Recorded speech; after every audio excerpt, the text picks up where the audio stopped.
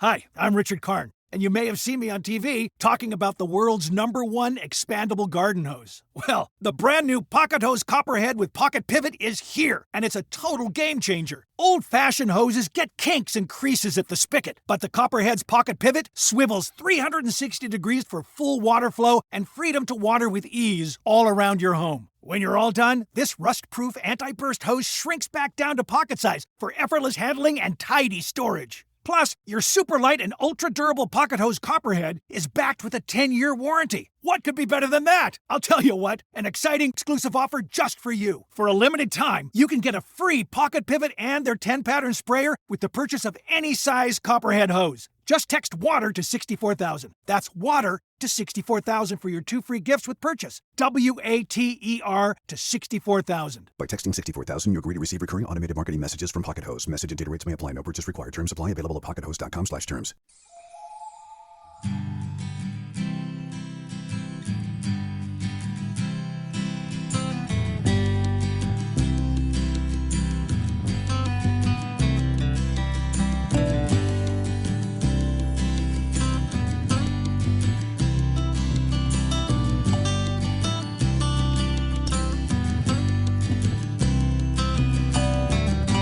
Sundown in the Paris of the prairie, we kings of all treasures buried, and all you hear are the rusty breezes pushing around the weather vane Jesus.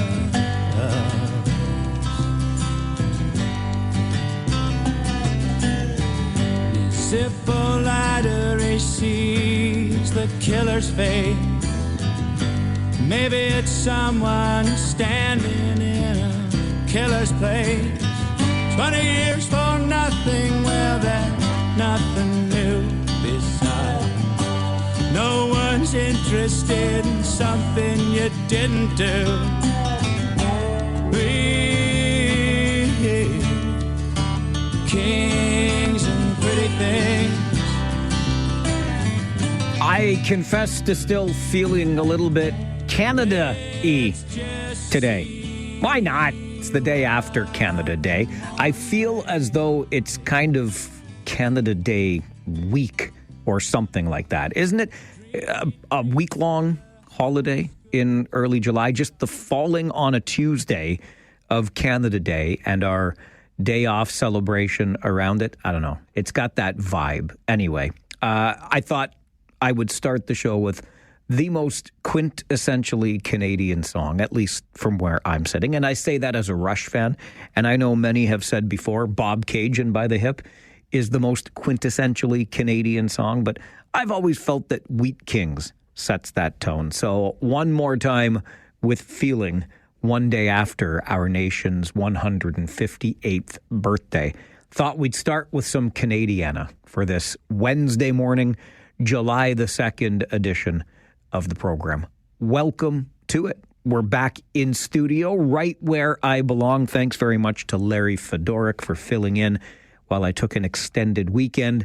But even if you're still on some holiday time yourself, there's always room for your voice on this show. The minute we begin every day, phone lines are open at 519-570-2545, star 570, and 1-800-570-5715. You can interact electronically, of course. The email address is a simple one, mike@570news.com.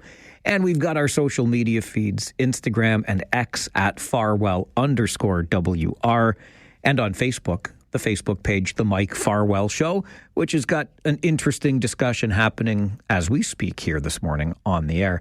And I'll get to that during your Farwell Show 5 in just a moment. It was great to see so many of you in the flesh, in person, yesterday in downtown Kitchener, where it was a great day to celebrate Canada Day, our nation's birthday, all of the activities, plenty of fun for the entire family. I know that I've gone down this road before, but I'm going to do it again because it was just so evident. My beloved and I arrived in the downtown late afternoon. And you know me, I'm the kind of guy that enjoys an adult beverage from time to time, especially on Canada Day. I mean, why wouldn't you enjoy Canada Day with one of Canada's signature beverages, right?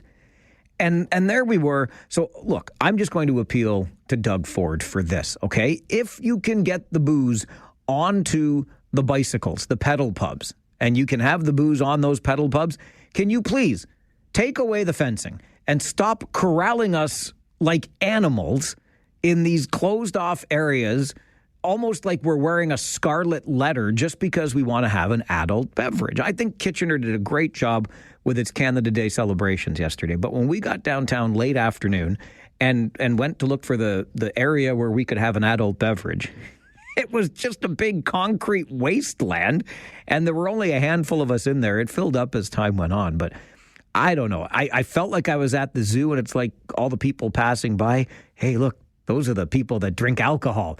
You should stare at them and point and maybe shame them. I don't know. There wasn't a tabletop to rest on. There wasn't an umbrella for some shade. And my goodness gracious, like, can we do a little bit better here? First of all, we shouldn't be corralled at all. I think we should be able to wander around it like people can with their marijuana cigarettes and other tobacco products. They can wander the streets, but I have to stay in the corral with my beer. And not only that, but stay in the corral where it was just a patch of concrete without anything by way of shade or shelter. Come on, we can do better than this. But hey, happy Canada Day anyway. All right, let's get to that Farwell Show 5 for this Wednesday morning.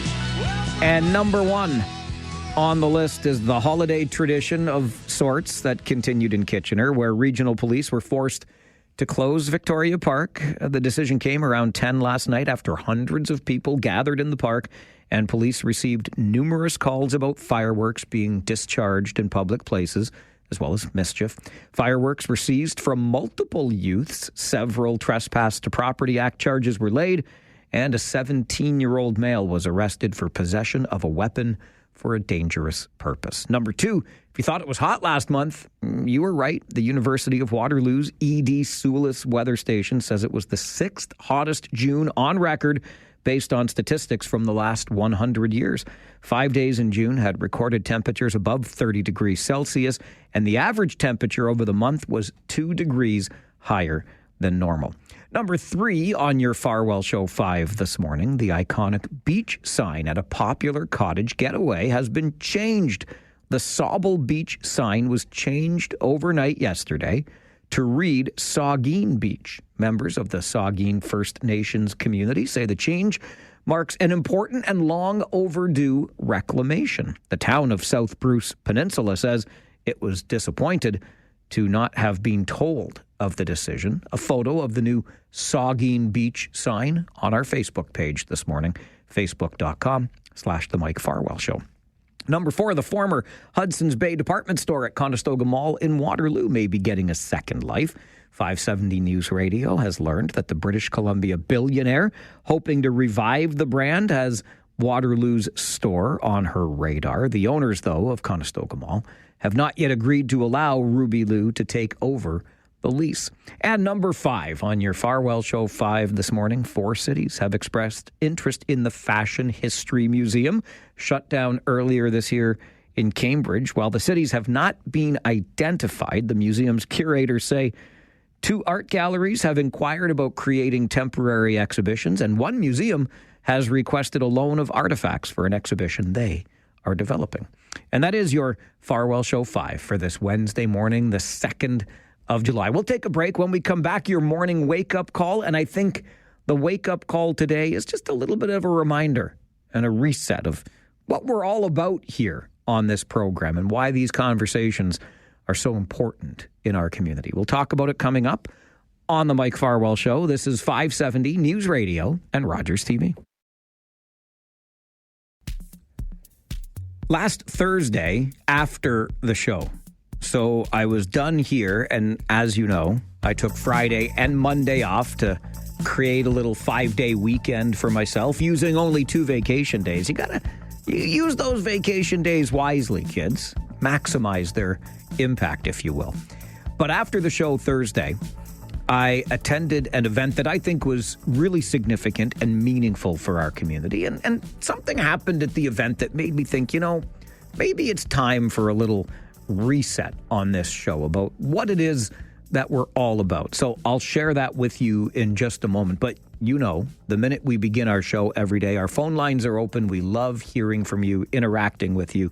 And Paul is on the line this morning. Good morning, Paul. Morning. How's things? Things is good. How's things with you? Oh, still vertical. Good man. I've been giving some thought over the weekend to this pedal bar thing. I think this may be a way that we can start having beer and other alcoholic beverages, adult-type beverages in our local parks. We're just going to set up a pedal bar. Apparently you can just, one person pedals and I guess steers and everybody else sits there and pedals and drinks. Is that how it works? Well, listen, you do the pedaling, I'll do the drinking. How's that? Well, no, I was more thinking of a little electric motor on there, and then I just can pretend that I'm pedaling. I think it'd be a great idea. Riverside Park in Preston. You can sit there and ride around that loop. Just keep riding around on this pedal bar. So anybody who wants a drink can just hop on, get their drink, and a few feet later, hop back off and be on their merry way. I endorse this idea, Paul. Yeah, I think it'd be a great idea. There's only one problem. Somebody is going to abuse it, and then they're going to shut it down for everyone because one person abuses it. I think they shut it down for everyone about 100+ years ago now, and we need to reopen it, don't we? Yeah, but somebody's going to abuse it. And if one person is going to abuse it, should we not punish everyone? Are you getting to the idea that fireworks have been banned or will be banned shortly in the city of Cambridge, much like Kitchener and Waterloo? Well, that's just one more step. Somebody abuses something, everybody has to pay for it. That's the way society is. We can't punish those responsible. We have to punish the entire population in order to be fair, to be socially responsible. Okay. We can't have nice things.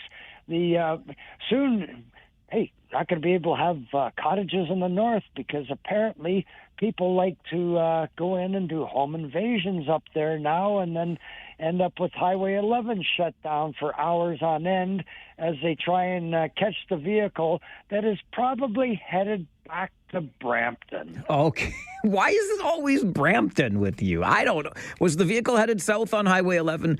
The news was difficult to keep up with yesterday because it was Canada Day after all. I did my very best, but you know what? It couldn't have come at a better time, that call from Paul, who is a regular voice on this show, as I'm sure you know, because you're one of those loyal listeners. I love my 9 a.m.ers that are here at the beginning every day. And that ties into the event I had the opportunity to attend after the show last Thursday. It was a great event for our community. It was the next step forward in the big housing development in Waterloo out by Rim Park. And you're going to hear the interview I was able to do at that event in about an hour's time on the show. And while I was there, because it was basically a who's who of local dignitaries and leaders in our community, so lots of time to have conversations, kind of away from the show, away from the microphone, more casual. And there was a little bit of kibitzing about the show that I host here on 570 News Radio and what it's all about, because, again, it was a very good news story on Thursday, and I'm really happy to share it. I'm really excited to be looking at the future of housing, this particular housing development, and what it means for our community, with Build Now involved, more than 1,000 units that will be affordable and attainable for so many in this community. It's a great project. And believe you me, I want to celebrate those great projects in our community. I want to shout as loud as I possibly can about the great things that are going on. But with the little kibitzing that happened while I was on site at this event, there was the kind of rolling of the eyes and the jokes about, the chronic complainers or the chronic complaining that I do on the show. And I'm like, listen, I get it. That there is complaining, often led by me. Paul makes a point that, maybe we're making wrong-headed decisions when we ban the use of something for everyone just because a few people are irresponsible. I have felt that way around the ban on sales that is coming up on fireworks in both Kitchener and Waterloo starting next year. I don't think you're solving a problem. And quite frankly, I think you are punishing the vast majority of people who behave responsibly on holidays and at other times. I saw a little wee kid in a Canada Day interview yesterday asked about what she was most looking forward to, and what do you think it was? The fireworks at the end of the day. She was in Ottawa, but same situation applies. She didn't say the drone show. She wanted to hear the snap, crackle, pop, and look at the sky light up with fireworks. I think we should be allowed to do that. The point is simply this. While I'll be the first to admit that I might be leading the charge of complaints at times when I disagree with things, that's kind of what this is about. Because if we just sat here and said everything is great, what motivation would there be to make improvements? When our elected officials make decisions around the council horseshoe, are they always unanimous decisions? I know that it's always better when it feels like everybody is on the same page and the decision that you made is supported by all. That's just not reality. So when we do complain, and again, I admit that we do, but it's only in an effort to say, hey, there is another way of looking at things. And maybe, just maybe, we want to try to make things better.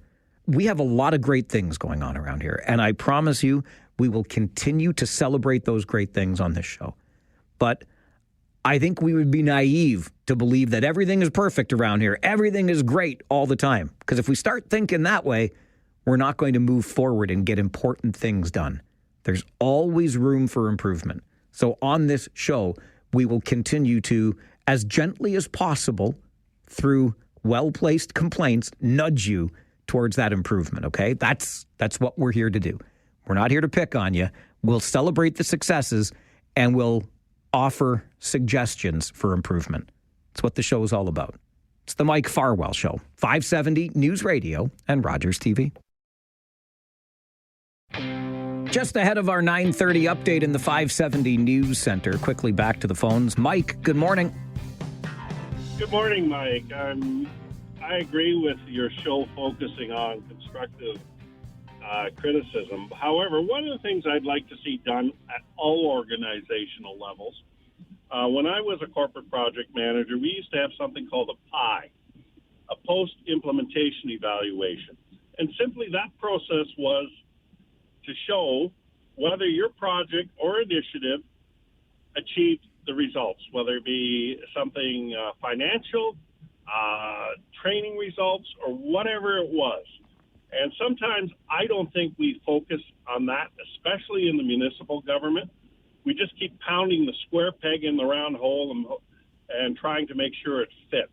You know what, Mike? I think you're onto something with that. I love the post-implementation evaluation, which is one of the reasons I'm so excited for that housing project in Waterloo, because I think I'm still going to be around to see what kind of fruit it does ultimately bear, and we'll keep our eyes on it. Maybe we'll do our own post-implementation evaluation. This is the Mike Farwell Show, 570 News Radio. Hi, I'm Richard Karn, and you may have seen me on TV talking about the world's #1 expandable garden hose. Well, the brand new Pocket Hose Copperhead with Pocket Pivot is here, and it's a total game changer. Old-fashioned hoses get kinks and creases at the spigot, but the Copperhead's Pocket Pivot swivels 360 degrees for full water flow and freedom to water with ease all around your home. When you're all done, this rust-proof anti-burst hose shrinks back down to pocket size for effortless handling and tidy storage. Plus, your super light and ultra-durable Pocket Hose Copperhead is backed with a 10-year warranty. What could be better than that? I'll tell you what, an exciting exclusive offer just for you. For a limited time, you can get a free Pocket Pivot and their 10-pattern sprayer with the purchase of any size Copperhead hose. Just text WATER to 64,000. That's WATER to 64,000 for your 2 free gifts with purchase. WATER to 64,000. By texting 64,000, you agree to receive recurring automated marketing messages from Pocket Host. Message and data rates may apply. No purchase required. Terms apply. Available at pockethost.com/terms.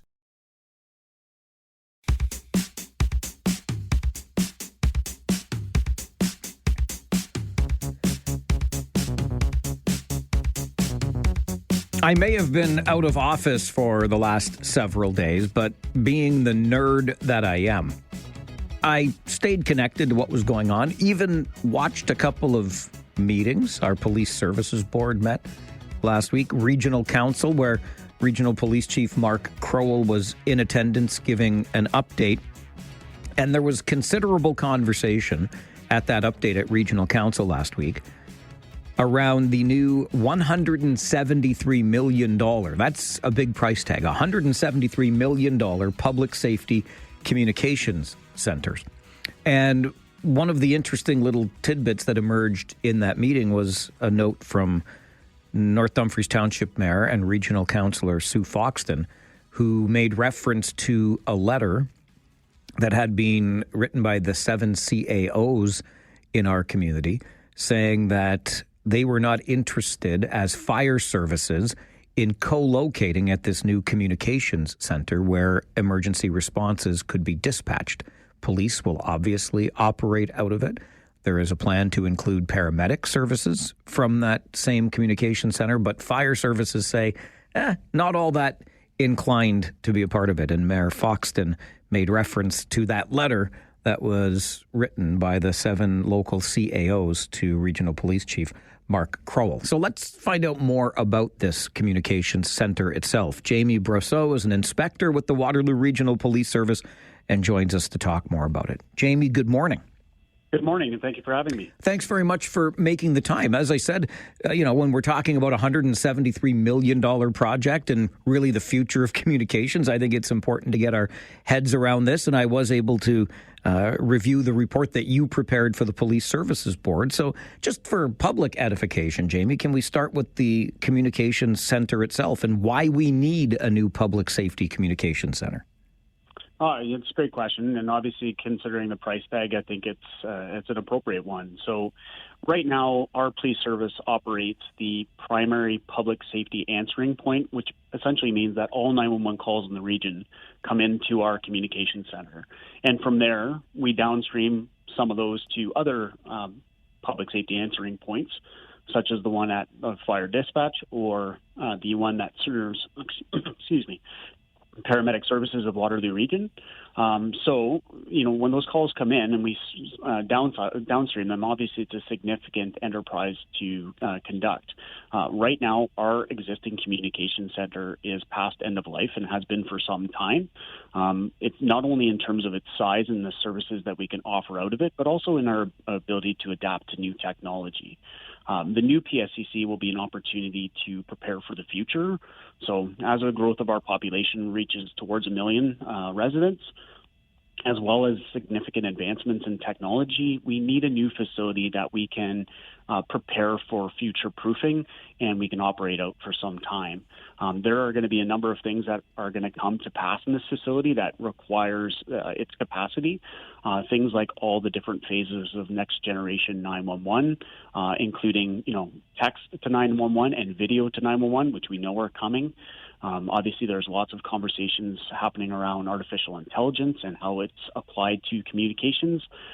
So the new facility will just be a way for us to optimize how we deliver 911 services to our community and ultimately how we can coordinate resources between different emergency response agencies as well.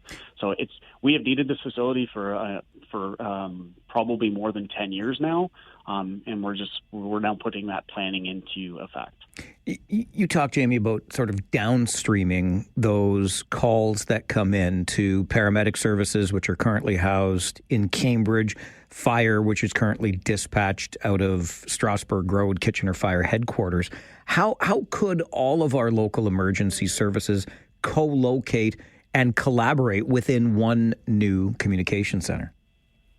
Well, when you take those agencies and you put those dispatch services together, what you get is the opportunity to give shape to emergency response at the time of call versus the time of response. Right now, if we downstream a call, for example, to fire services, then they dispatch their fire resources. We have dispatched our police resources. When all of our collective resources arrive on scene, then we begin the coordination of that response and talk about, what's needed, how do we manage resources, how do we work together to best coordinate a response. When you're co-located in the same facility, that conversation actually takes place at the time of call. So you would have supervisors for each of those respective services that are present in the same comm center who can start to talk about what that resource allocation looks like right off the hop. That includes obviously sharing key intelligence and information to make sure that everybody has the same information, but also just trying to modify to ensure that we optimize how we deliver resources and deliver the services to the community in the best way that they actually need them. We believe that co-location in a facility that's specifically designed with features that enhance operational response, as well as critically safeguard employee wellness, just allow us to provide the best service possible to the community. And that's really the main point of this enterprise.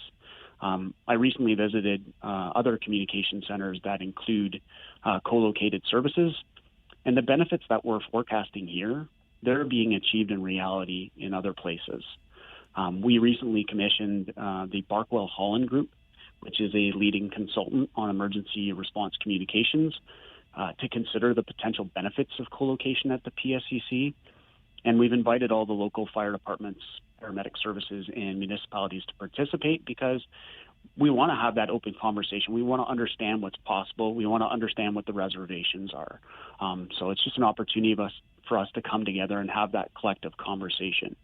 As Chief Crowell stated at Regional Council, we remain committed to the vision for the PSCC. Whether it occurs now or in the future, we're open to meaningful discussion and exploration with our potential partners. And independent of that, the PSCC will be designed and constructed so it's prepared for the future. You mentioned the future of emergency response earlier and Next Gen 911 as an example, Jamie. How does the Public Safety Communication Center, the PSCC, prepare us for the future of emergency response? Well, it starts with the facility. Obviously, this is going to be a state-of-the-art facility in all aspects. It will have the space for growth for all emergency services or service agencies that we are currently in discussion with for multiple generations. It is going to be built in a secure location. It will have all the redundant features that are necessary for a critical piece of public safety infrastructure. So it really will be the type of facility that is ideally created to house this. And that also includes the application of technology. Whenever you're planning a facility like this that's multi-generational, obviously with a significant capital price tag, you want it to remain relevant and practical well into the future. And we are planning for that as part of the facility. So what we call future proofing, or looking at the adaptation of technology that we can consider right now, but maybe even at this point is unconceived. This building will have to respond to that type of development. And really, like I said, the big thing is we need to be able to manage growth in service demand. So, 1 million residents by 2051 is, the current anticipated forecasting. Well, if you apply next generation 911 on top of that, including the different iterations of technology that will be included in those phases, there's capacity for our service demand to increase significantly. We need both the space and the ability to harness technology to provide service delivery in that environment. And that's what the Public Safety Communication Center will offer us. When we talk about the possibility of co-locating other emergency services like paramedics and fire, why is it, Jamie, that Waterloo Regional Police leads this project? Yeah, that's a great question. And again, I think it flows from the fact that the Waterloo Regional Police Service Communication Center has historically fulfilled the region's responsibility when it comes to delivering 911 communications to our community. So we've just always played that role, and as a result of that, this process has come through us. We recently completed our facilities master planning in 2024. Part of that was reviewing the future of what our facilities have to provide us in terms of space and capacity to respond to future growth. And a central part of that conversation was the Public Safety Communications Center. And in fact, from that planning, the current iteration of the facility and the one that will be constructed, it came from this plan and is the one that we are currently talking about. But I think we're leading the project. The capital comes through our police service and our capital planning. But the future of the Public Safety Communications Center is not fully set in terms of how it will be operated or how it could be governed. We remain open to conversations with potential partners on both points. Jamie, really appreciate your time on the show today. Thanks very much for being here this morning. Thank you, Mike, and have a great day. You too. Bye-bye. Jamie Brosseau is an inspector with the Waterloo Regional Police Service and our Public Safety Communications Center. It is no small project. $173 million is the price tag. And the idea is to co-locate those. The offer's been made, and it sounds like paramedics are warm to the idea. But curiously, at least to me, fire services less enthusiastic about co-locating in the same communication center. This idea of future-proofing is where you get to the point of $173 million. There's no question about it. And I mean, I wouldn't even begin to try to understand how you future-proof for those, as Jamie points out, technologies or applications that are yet to be conceived. But this is where we are at. And don't forget the redundancies that have to be built in so that in the event of whatever, could be a natural disaster of some sort. Remember the big power outage, the big blackout of 2003, for example, that this communication center remains operable in the face of those potential threats to it, to say nothing, of course, of the cybersecurity threats and the threats to technology, et cetera. How do you feel about a price tag like that, $173 million? And am I the only one missing something here on the fire services not being inclined to participate in this? Your thoughts always welcome on the Mike Farwell Show. This is 570 News Radio and Rogers TV. I recently visited other communication centers that include co-located services, and the benefits that we're forecasting here, they're being achieved in reality in other places. As Chief Crowell stated at Regional Council, we remain committed to the vision for the PSCC. Whether it occurs now or in the future, we're open to meaningful discussion and exploration with our potential partners. Jamie Brosseau is an inspector in the Public Safety Communications Center with Waterloo Regional Police Service, the new $173 million comms center, a project being led by regional police with an idea that other emergency services would co-locate within the building, which, as you heard in that clip, and just intuitively to me, makes sense. I mean, why wouldn't you have the people responsible for dispatching the various emergency services in the same physical space? I can only imagine the kinds of collaboration and the efficiencies that can be found within such a design. However, it came out during the regional council meeting last week where Police Chief Crowell was making a presentation and some questions about the $173 million comm center came up. I just want to emphasize that because that ain't chump change. You know, to put it another way, we're talking about $500 million to build a future-proofed communication center.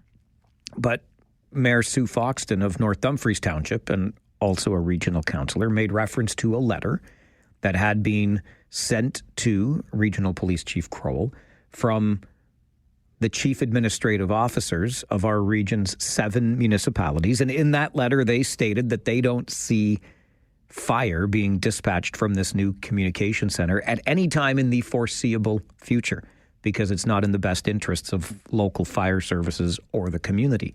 So the 7 CAOs believe, which raises my antennae just a little bit. I'll admit this might be the cynical viewpoint on this. However, you have heard me talk in the past about my support for an amalgamated municipal government where we have one tier of local governance, not two.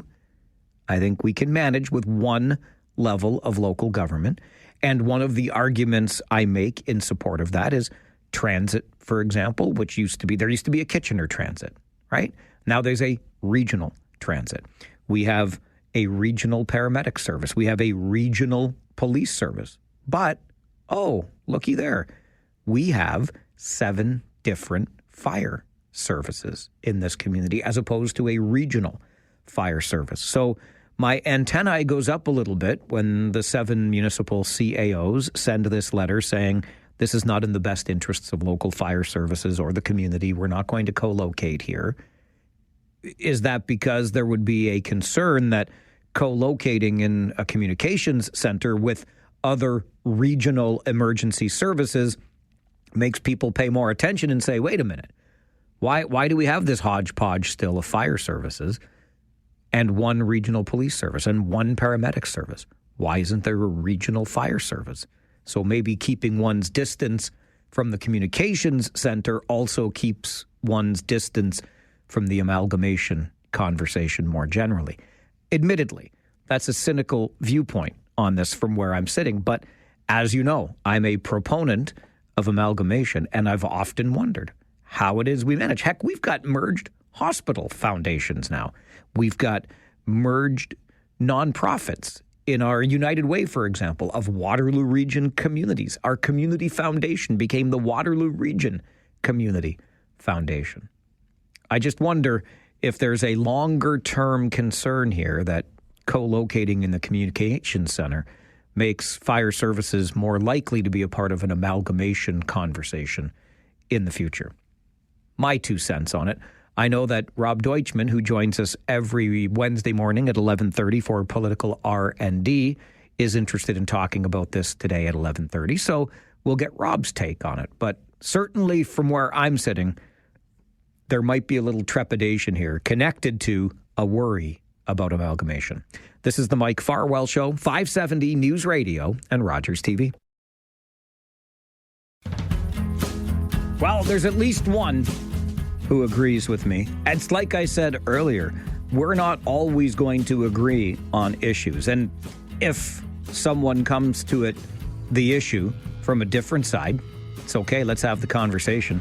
But Phil's got my back. He emails Mike at 570news.com, says, I agree 100% that emergency services should be one tier regionally across the board. It just makes sense. Again, we'll find out how Rob Deutschman feels about that when he joins us for Political R&D this morning at 11:30. One of our other regular Wednesday morning features is a check-in with our friends at the Blacklocks Reporter who mind Ottawa's business. And that conversation comes up right after this update from the 570 News Center. This is the Mike Farwell Show, 570 News Radio and Rogers TV. Hi, I'm Richard Karn, and you may have seen me on TV talking about the world's #1 expandable garden hose. Well, the brand new Pocket Hose Copperhead with Pocket Pivot is here, and it's a total game changer. Old-fashioned hoses get kinks and creases at the spigot, but the Copperhead's Pocket Pivot swivels 360 degrees for full water flow and freedom to water with ease all around your home. When you're all done, this rust-proof anti-burst hose shrinks back down to pocket size for effortless handling and tidy storage. Plus, your super light and ultra-durable Pocket Hose Copperhead is backed with a 10-year warranty. What could be better than that? I'll tell you what, an exciting exclusive offer just for you. For a limited time, you can get a free Pocket Pivot and their 10-pattern sprayer with the purchase of any size Copperhead hose. Just text WATER to 64,000. That's WATER to 64,000 for your 2 free gifts with purchase. WATER to 64,000. By texting 64,000, you agree to receive recurring automated marketing messages from Pocket Hose. Message and data rates may apply. No purchase required. Terms apply. Available at pockethose.com/terms.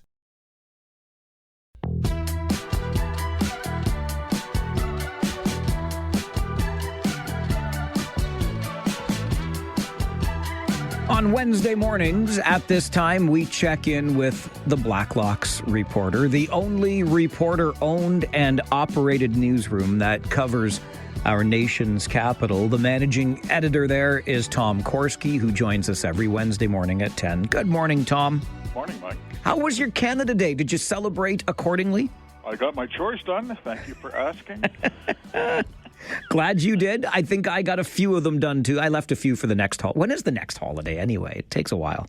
Oh, August Bank Holiday. Okay. Isn't it? I'll keep it in mind. Okay. I'll just push off. They don't off. call it that. They come up with more romantic names. We just stick with Bank Holiday. I like Bank Holiday, and I'll bank my honey-do list until then. You know, another thing that happens on Canada Day, Tom, besides you and I finishing some chores around the house, is that people get honored with the Order of Canada. And I read the list, and then I read it a second time looking for your name. Unfortunately, it wasn't there, but I did come across the name Stephen Lucas, a former Deputy Health Minister who was awarded the Order of Canada. Which is a lot more fun than the reception he received at the Commons Health Committee in 2001 in the day. What did Stephen Lucas do? As Deputy Health Minister, they had oversubscribed to vaccines and paid top dollar. You know, those vaccine contracts to this day with 7 manufacturers have never been made public. Auditors have guessed that the feds paid up to $30 a dose, which was about twice the commercial rate. What did Dr. Lucas do? Not a medical doctor, by the way. Well, he approved the distribution of date-expired vaccines from AstraZeneca on the advice of the manufacturer. And when he was asked about this, it was pointed out that the World Health Organization had disapproved of this practice. Don't distribute date-expired vaccines. Follow the science. And Lucas decided not to. And he said, when questioned sharply by Conservative and New Democrat MPs, said, well, the manufacturer said it would be okay. You know, Mike, you and I have discussed in the past, there's never been a judicial inquiry into pandemic management and mismanagement in Canada to this date. Other countries have had them, Italy, France. The indictments have been flying in France for years. And when you don't have the full answers and the whole truth, you get mythology. And here you have now this man given a high civic honor for national service. What did they call him? They gave him a prize for leadership as Deputy Minister of Health during the COVID-19 pandemic. And how? And how? In that same vein, Tom, and what we paid and will never see again, I guess, some of the CERB cheats will not be tracked down? Isn't that an interesting point? Here we are. You're right. All the chickens come home to roost. We always say in the newsroom, Mike, we find out everything in time. The question is always timing. There were billions in mystery payments under the Canada Emergency Response Benefit Program. Parliament budgeted at $24 billion. It came in at $83 billion. We've seen through access to information there were thousands of 15-year-olds, the little scammers, were hanging around the parking lot at junior high schools and figuring out how to get their $2,000 checks. Well, the Department of Employment, in a report to the Senate National Finance Committee, confirmed that billions were paid that were questionable. And they will not say what the follow-up was in terms of write-offs. But for the first time, they are beginning to write off as uncollectible millions and millions of dollars that were paid to people who were not eligible. This was supposed to go to jobless taxpayers facing foreclosure or eviction. They found there were people already getting employment insurance checks who then claimed the CERB check. They were getting it coming and gone, Mike, and they will not say what taxpayers are on the hook for. The department, literally, they wouldn't tell senators, they wouldn't tell us. We've had to file an access to information request. We know that the cheating occurred, but we've just decided to give up chasing down the cheaters. Oh, in the case of the Department of Employment, they had their own employees claiming CERB checks. They actually, none of them were reported to the police for fraud. You had to sign the oath, you remember, on the famous website? You had to, that was it. Just click a box, I'm unemployed, I'm right up against it. They had cases where their own employees were claiming these benefits. The cost to taxpayers, the kids are going to be paying the interest on those bonds, their working lives. Mike, that was all borrowed money. $81.6 billion gone forever. Tom, your story about the audit at Natural Resources Canada caught my attention because earlier today on our show, we had a call from a gentleman who talked about his previous work in the corporate world, where they had this follow-up to anything they implemented called the PI, the Program Implementation Evaluation. After the fact, did we meet our stated goals? And I'm not sure at Natural Resources Canada, this audit found that indeed the agency did meet its stated goals. $300 million in green climate change subsidies went out. What was the point of the program? The point was to subsidize clean energy. The stated purpose was to create jobs. They said so. We're going to create jobs and we're going to lower emissions. 7 years in, the auditors come back with their clipboards and say, there's some bad news here. You cannot prove whether you created a single job, any jobs, and you cannot demonstrate that you lowered emissions. You know what was worse? The managers of the program stopped asking. They knew it. They knew it. This is called value for taxpayers. You said it. This is why we have value for money audits. That's money. That's $300 million people paid. And they not only couldn't verify the claims they made, they stopped checking. They couldn't even be bothered opening that cupboard anymore to see any jobs in here that, the feds in early days, 2016, 2017, Mike, they used to give specific job figures. 50,000 jobs we're going to create with this, 56,000 with that. They finally stopped because that became too dangerous. It was demonstrable that they'd made up numbers. And now they've acknowledged that they've simply made up whole claims. They couldn't prove any job creation. Before I let you go, Tom, while we were either busy choring or getting set to chore, Prime Minister Carney canceled the digital services tax in an effort to placate President Donald Trump. And it sounds as though maybe the Prime Minister is getting a little testy around accusations that he caved to his neighbor to the south. There were opposition MPs used that blunt language as well as Trump. What do New Democrats and Donald Trump have in common? They both say that Carney caved. Their words, not mine. The Prime Minister called a scrum with reporters to offer some cursory explanation for this. A reporter asked him, I quote accurately, did you get anything in exchange? And Carney replied, it is part of a bigger negotiation, as his voice grew fainter as he walked down the hallway. It was not a confidence-inspiring. Mike, that was a big deal. They were counting on that money, almost $4 billion in tax revenue over 2 years. Tom, as always, appreciate the great work that you do at Blacklocks. Thanks for being here this morning. Thank you, Mike. Tom Korski is the managing editor of the Blacklocks Reporter. It is the only reporter-owned and operated newsroom that covers our nation's capital, and I would encourage you to check it out and maybe even fund by way of subscription because it's worth it at blacklocks.ca.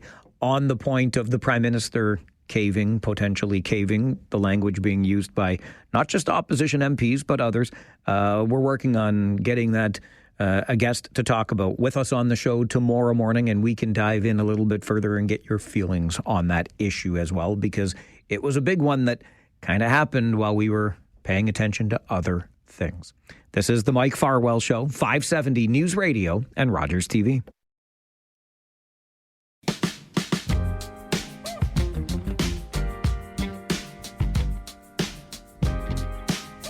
Just to go back to something we talked about at the beginning of the show today, very near the beginning anyway, we will celebrate the good things on this show. It's my favorite thing to do. I promise you that.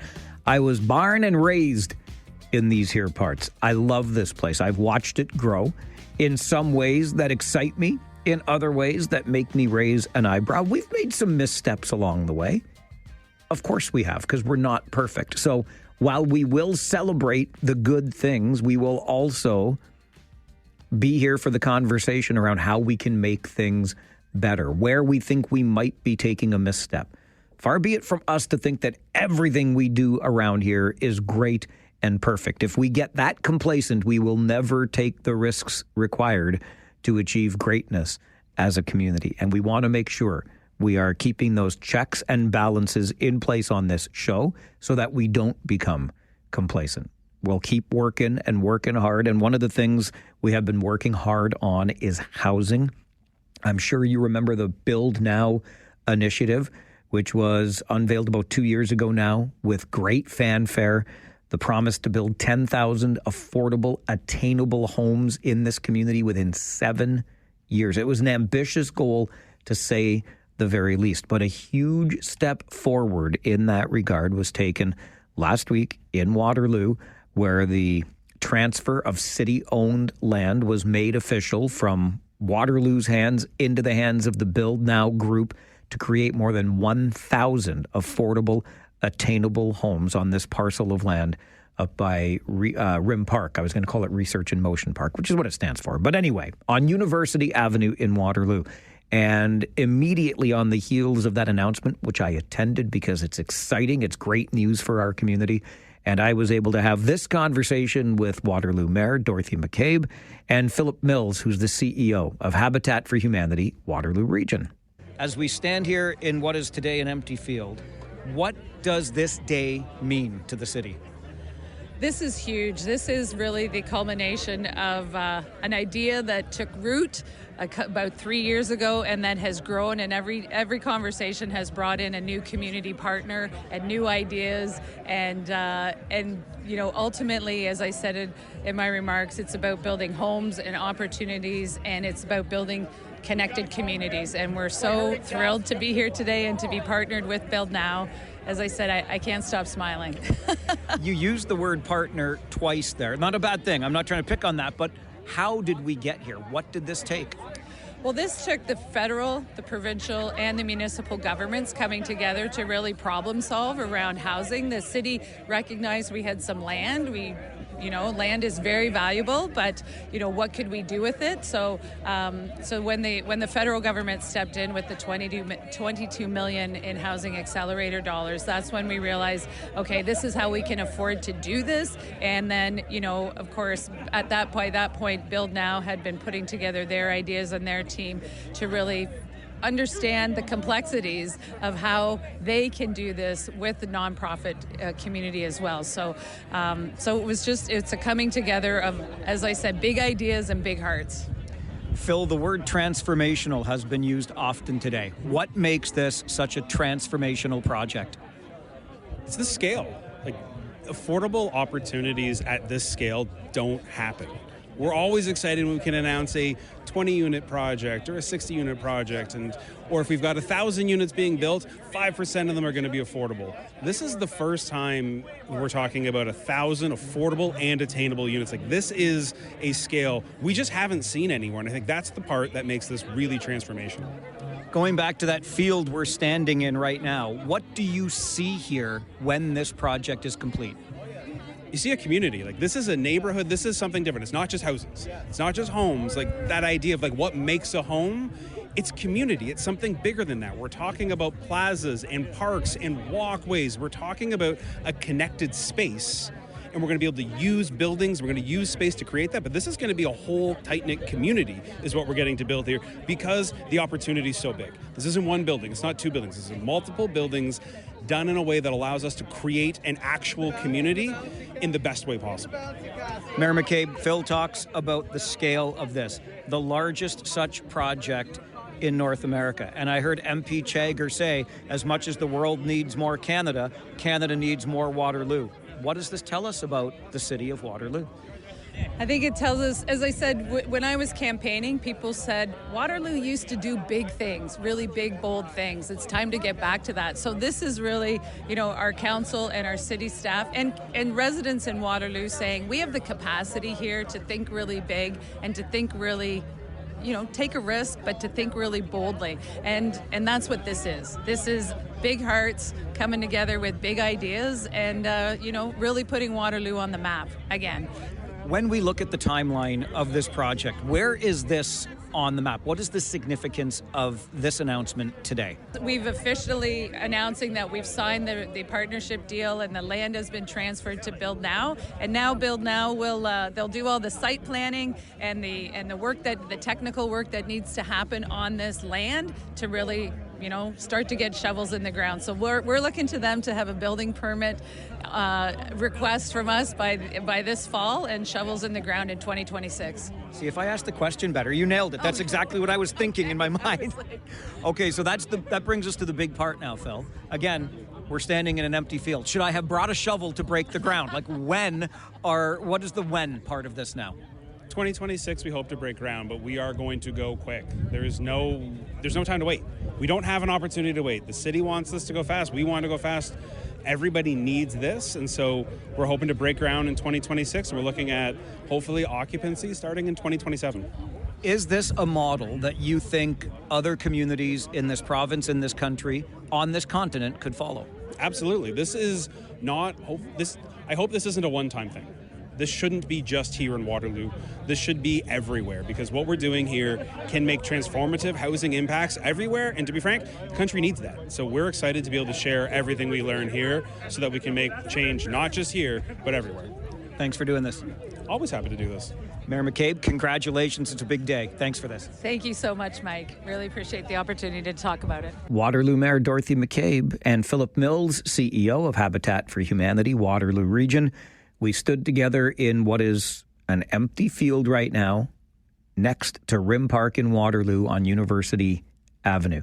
But this is a big deal. When Build Now was first launched in this community, it got national media coverage. There absolutely is a model here that can be scaled elsewhere, and we're leading the way. It's going to be very interesting to watch how this community of more than 1,000 homes grows on that parcel of land with hopes of breaking ground next year. And we will watch with interest one of these very good news stories in our community. That from last Thursday's announcement in Waterloo. On the Mike Farwell Show, 570 News Radio and Rogers TV. It was not an act of vandalism, but where did all those Canadian flags come from in the Preston part of Cambridge for the holiday? And if you want to be a regional councillor, have I got the news for you coming before 11 this morning. After this update, though, from the 570 News Center, 21 years strong, one man, one small community, a lot of money raised for research into childhood cancer. We'll tell you how you can support the 21st annual effort coming up on the Mike Farwell Show. 570 News Radio and Rogers TV.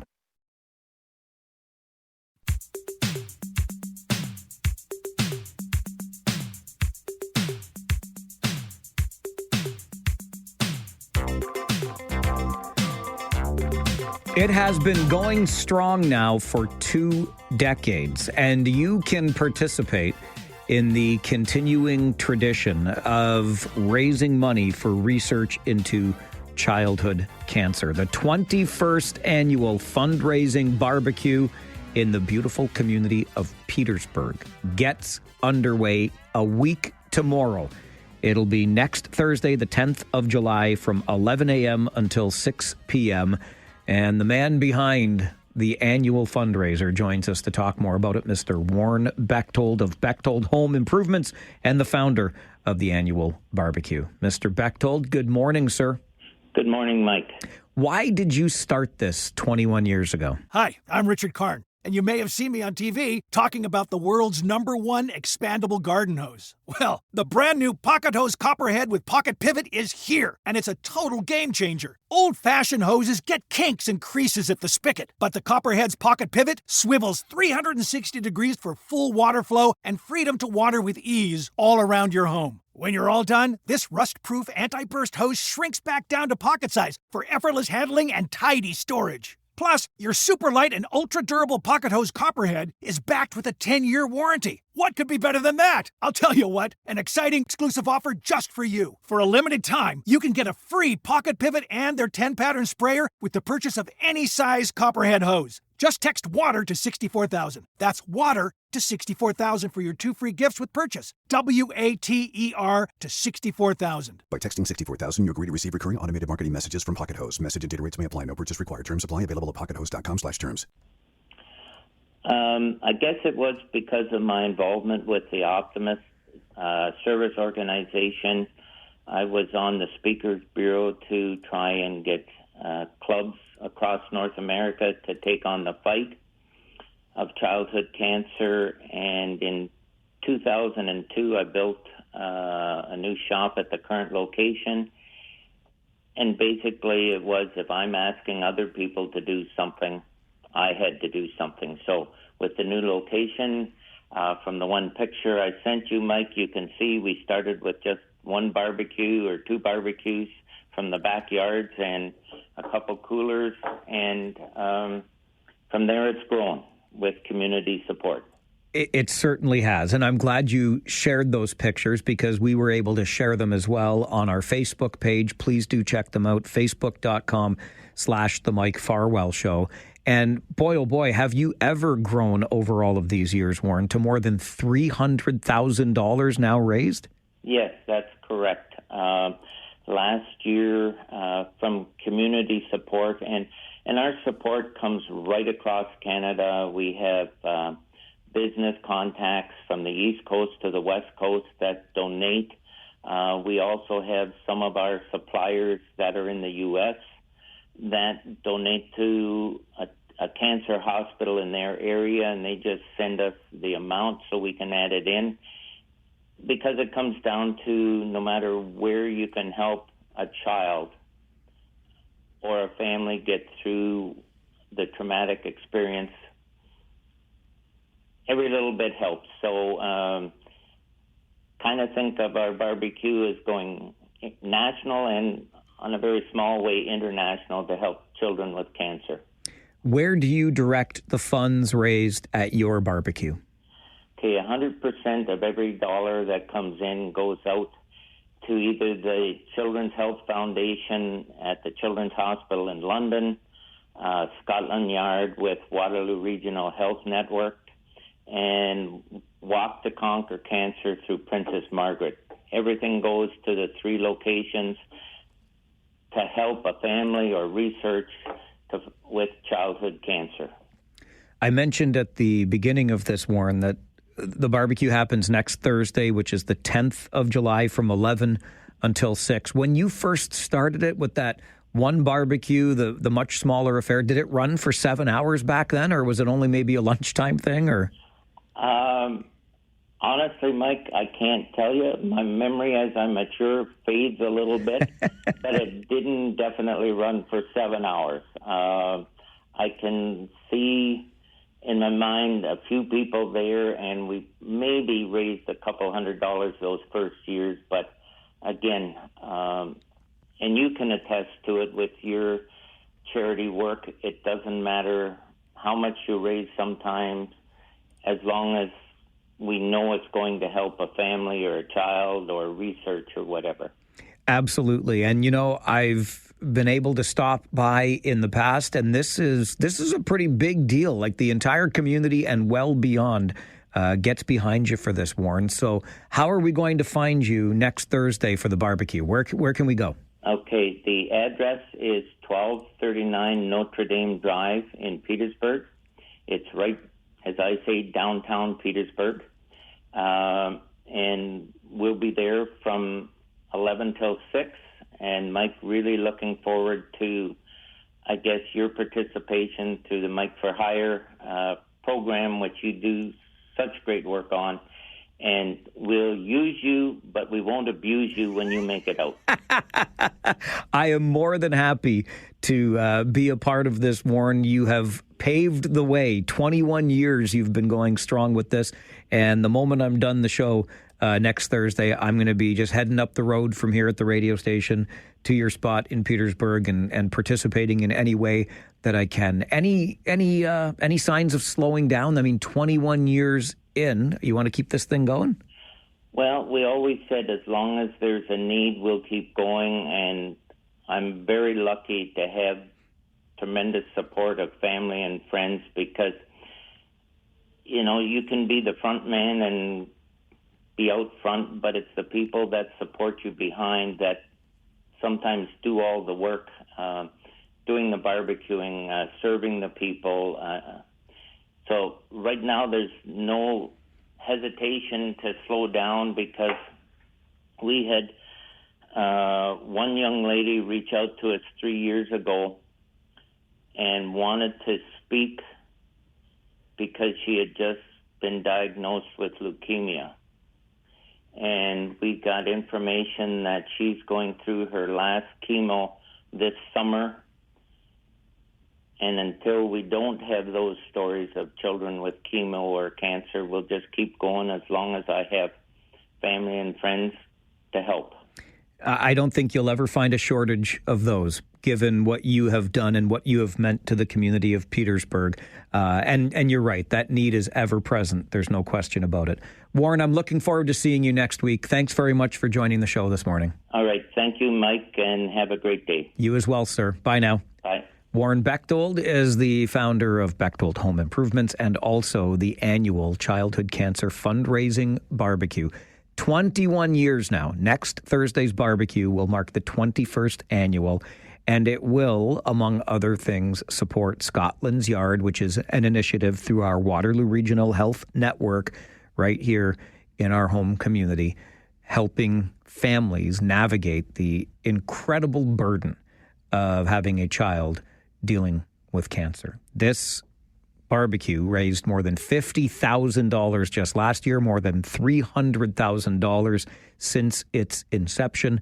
And I invite you out for lunch next Thursday, okay? It starts at 11 a.m., runs until 6, so make it a dinner as well if you like. As soon as I'm done the show, I'll be heading to Notre Dame Drive in Petersburg to spend some time with Warren and all of the hardworking folks out there. Yes, I'm going to enjoy some food, but it's all about the fundraising and the reason that we are doing the fundraising all of these years later. Join us at the annual barbecue next Thursday, starting at 11 a.m., 1239 Notre Dame Drive in Petersburg, right in downtown Petersburg, as Warren pointed out. All right, we're going to take a break. When we come back, if you want to be a regional counselor, have I got the news that you've been waiting for? And who put all those flags on all those lawns anyway? It's not vandalism. It's like an act of civic pride or national pride in this case. I'll tell you those stories with our halftime headlines coming up on the Mike Farwell Show. 570 News Radio and Rogers TV.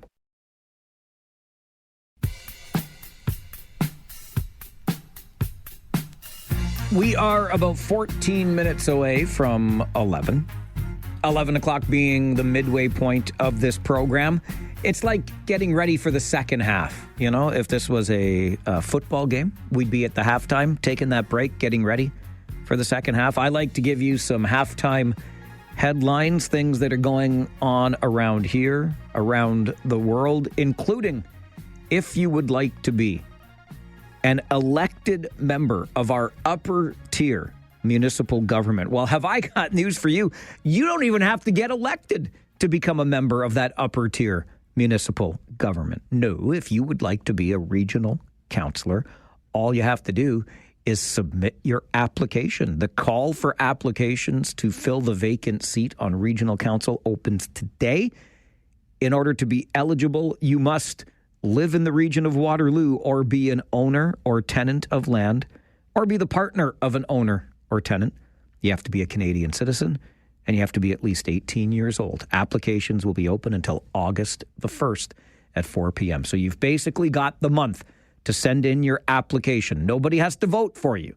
You just have to be approved by the other members of council. I will just say again, I know there are options available to councils when seats become vacant and they have to fill them. The only option that should be available is a by-election. We should vote for the people who represent us. It shouldn't be picked by the people that we already voted for. That's just my take. But if you want to be a regional councillor, get in your application this month. You probably know this. Canada Day is a pretty big deal in the Preston part of Cambridge, right? And I just wanted to give a shout out, and forgive me, Steve and Kay, if I mispronounce your last name, because I've never had the privilege of meeting you in person, but it's Steve and Kay Hoshoyan who go around their Preston neighborhood and place Canadian flags on front lawns to get ready for the Canada Day parade that goes through Preston.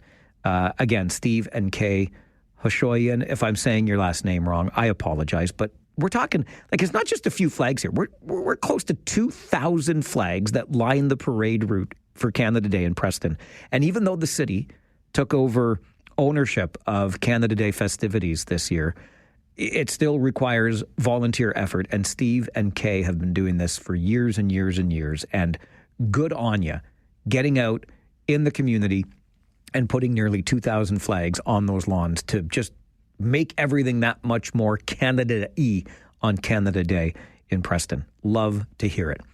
You may have heard earlier today that Paramount has agreed to pay $16 million to settle a lawsuit filed by President Trump.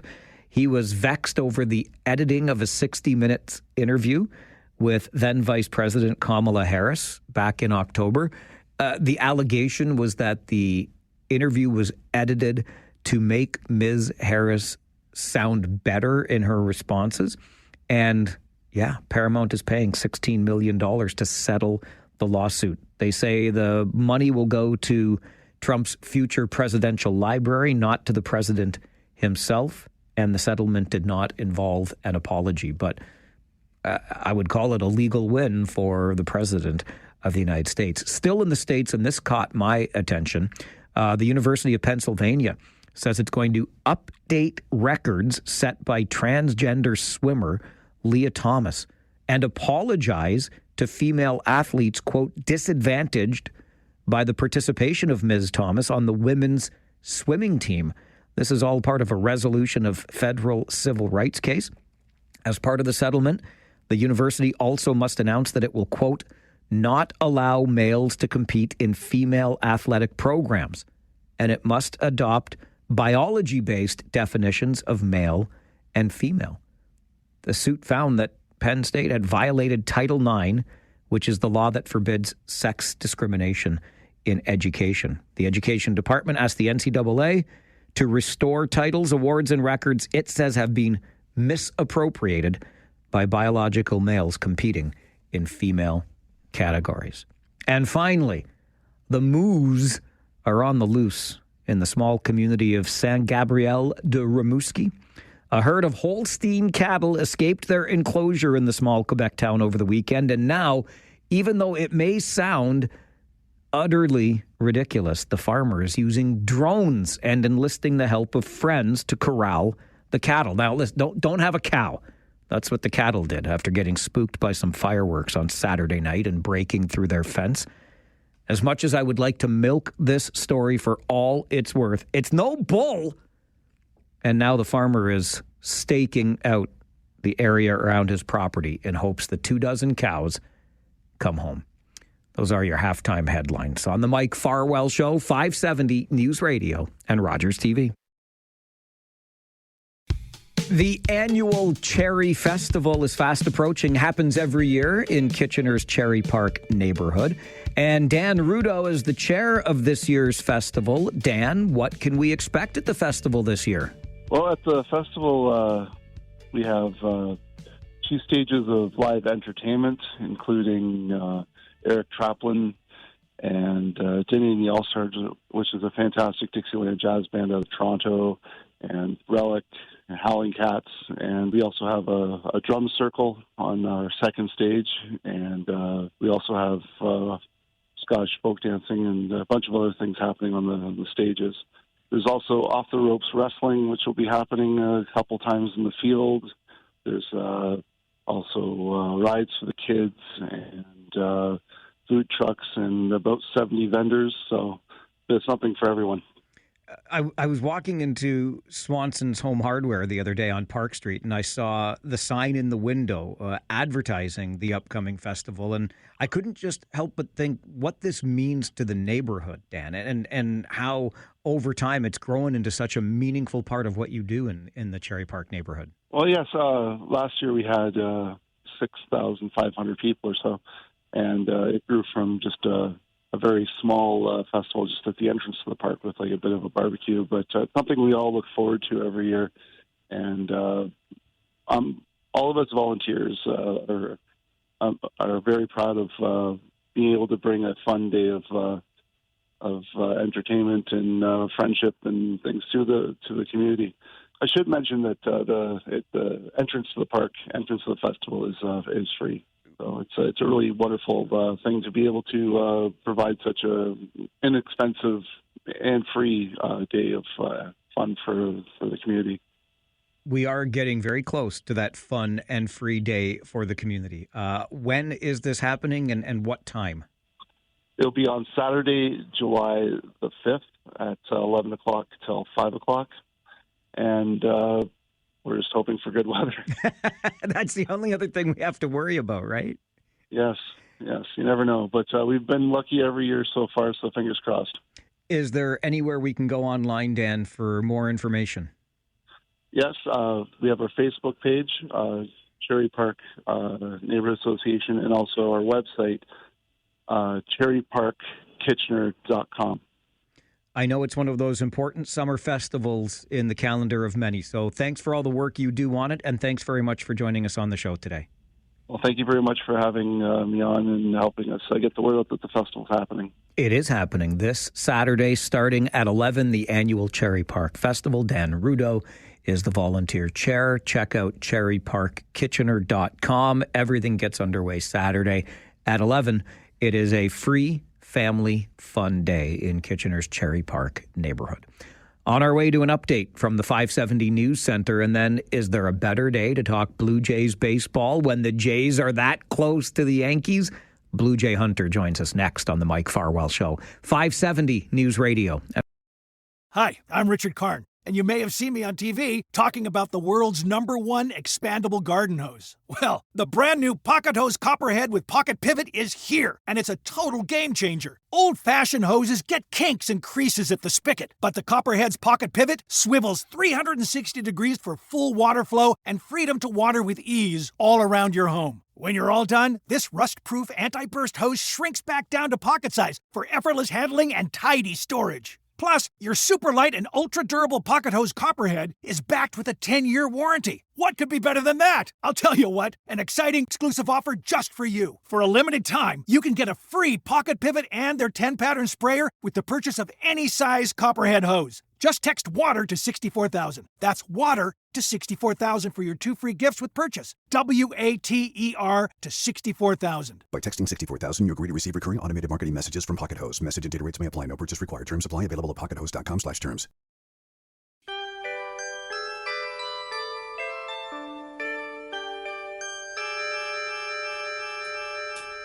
The Whiz Kids had won it, Bobby Thompson had done it, and Yogi read the comics all the while. Rock and roll was being born, marijuana we would scorn. So down on the corner the national pastime went on trial. We're talking baseball, Klazuski, Campanella, talking baseball. The man and Bobby Fella, the Scooter, the Barber and the Nuke. They knew them all from Boston to Dubuque, especially Willie, Mickey and the Duke.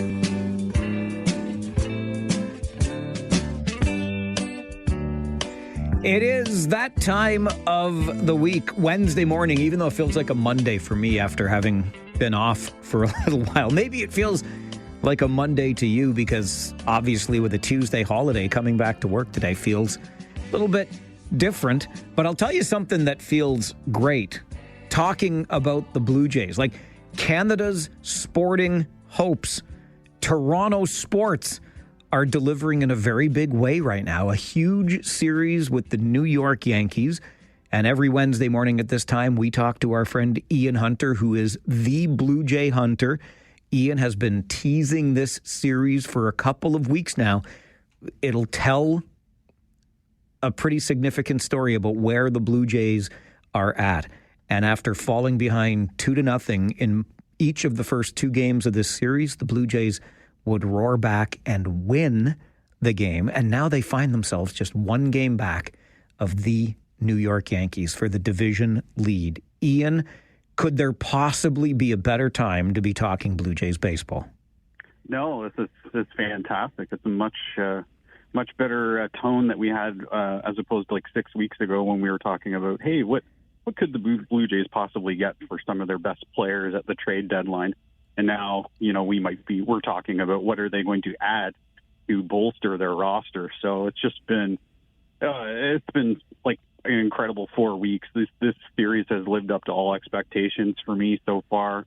2 comeback wins against one of the strongest teams in the American League, and if the Jays win today, they'll pull even with the Yankees. So it's been awesome to watch.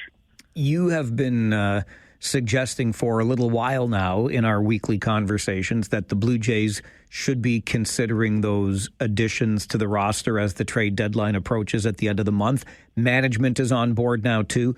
We will come back to that. But let's talk about these 4 weeks, Ian, and how we got here. What is it that the Blue Jays have been doing right? How did they get themselves into this position where they're a game back of the Yankees in the division? Well, yeah, I think the starting pitching has been kind of average to a little below average. So they've had some standout performances here and there from Jose Barrios and Kevin Gausman and Chris Bassett, and a decent start over the weekend from Max Scherzer. But to me, it's been the offense. It's been the contributions up and down the lineup. Not the top of the order actually has, I would say, been producing average, but it's really kind of the middle of the order guys and the bottom of the order guys who have been delivering. I just checked this morning. Their 7 through 9 hitters have produced the second most home runs in baseball, just behind the Twins. So you're getting some pop at the bottom of your lineup, and breakout performances here from Addison Barger, Alejandro Kirk, and George Springer, who had a huge day yesterday. So it's not just 1 or 2 guys driving the bus, because by all indications, Bo is having an average to above average season. Vladdy hasn't quite turned it on. And yet, despite all that, you're getting big contributions from unheralded guys like an Alejandro Kirk or a George Springer, who had below average seasons last year, but have really kicked things into high gear in 2025. On Springer, a career-high 7 ribbies yesterday, the first Canada Day Grand Slam in 2 decades. And I don't know about you, Ian, but I wasn't even certain we'd see him, considering the way he left the game after that bizarre play at third base in the first game of this series. Yeah, I kind of had a flashback to that playoff series a few years ago against the Mariners when Springer and Bo Bichette collided in the outfield, and that took Springer out. I automatically assume that's a concussion right there. But luckily, it just kind of it sounded like he hit Jazz Chisholm Jr.'s knee with his throat, which not the best place, but certainly better than the top of your noggin. So for him to bounce back and come through with a career game, 7 RBIs, the most of his career, and 2 home runs. I mean, it was incredible to watch. I think I saw on Reddit yesterday somebody Photoshop his picture into a Canadian heritage moment. So it was just cool to see those things kind of floating around X and Reddit yesterday, because he had himself a heck of a game. And yeah, coming off that weird exit the game prior, it just made it that much sweeter. You mentioned Max Scherzer's name earlier, Ian, and I wanted to ask about him because though he, quote unquote, only went 5 innings in the opener of this series, he looked good. Like, he looked real good. I'm just wondering what sense you might have of what we're going to see from Scherzer, given the fact that after the 5 innings, he basically said, look, this thumb thing is acting up. I can't give you any more today. But what can we expect from Scherzer in this rotation? Yeah, I think the fact that it was a 5 and die for Scherzer is not an insult, really. Like, he's still kind of building up his innings here and still dealing with the thumb. But, he still struck out 7 batters. He had 2 huge strikeouts of Aaron Judge in that game. Was still throwing velocity, like bringing it in at 95, but I think he basically just said he tapped out and said, yeah, that's it for me today. So maybe I don't think we get to see him push like 7, maybe 8, 9 innings here, but if you could stretch his pitch count out to maybe 6, I think that would be ideal, because you look at what the Blue Jays were getting before, and they're like number 4 and 5 spots. And Bowden Francis was he was struggling to get through even 3 or 4. So the fact that you've got Scherzer here, you'd like to get a quality start out of him here and there, but I think if you're the Jays, you're happy with 5 innings and 7 strikeouts. That's huge for your number 4, number 5 starter. Ian Hunter is the Blue Jay Hunter. He joins us every Wednesday morning at 11 to talk some Blue Jays baseball, and what a time it is to be talking Blue Jays baseball. 1 game off the division lead. They could move into a tie for that lead with a win over the Yankees tonight. We'll continue the conversation and find out where Ian thinks this Jays team could add with the deadline approaching at the end of the month. And you're always welcome to participate in our Blue Jays conversations on the Mike Farwell Show, 570 News Radio and Rogers TV.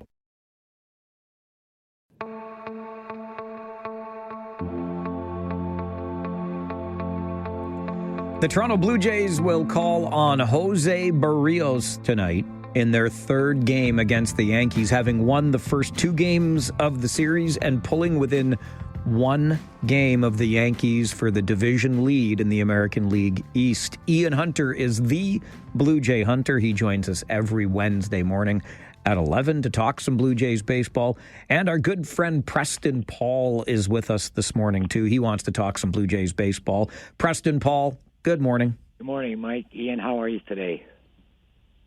We're doing good. How are you doing, Preston? All righty, pretty good. I think you're talking about getting somebody maybe for the trade deadline. I think I'd like to see another starting pitcher come along. I think we got enough utility guys, young guys. They're hitting the ball. Love what Ernie Clement's doing, playing well. Barger, the same thing.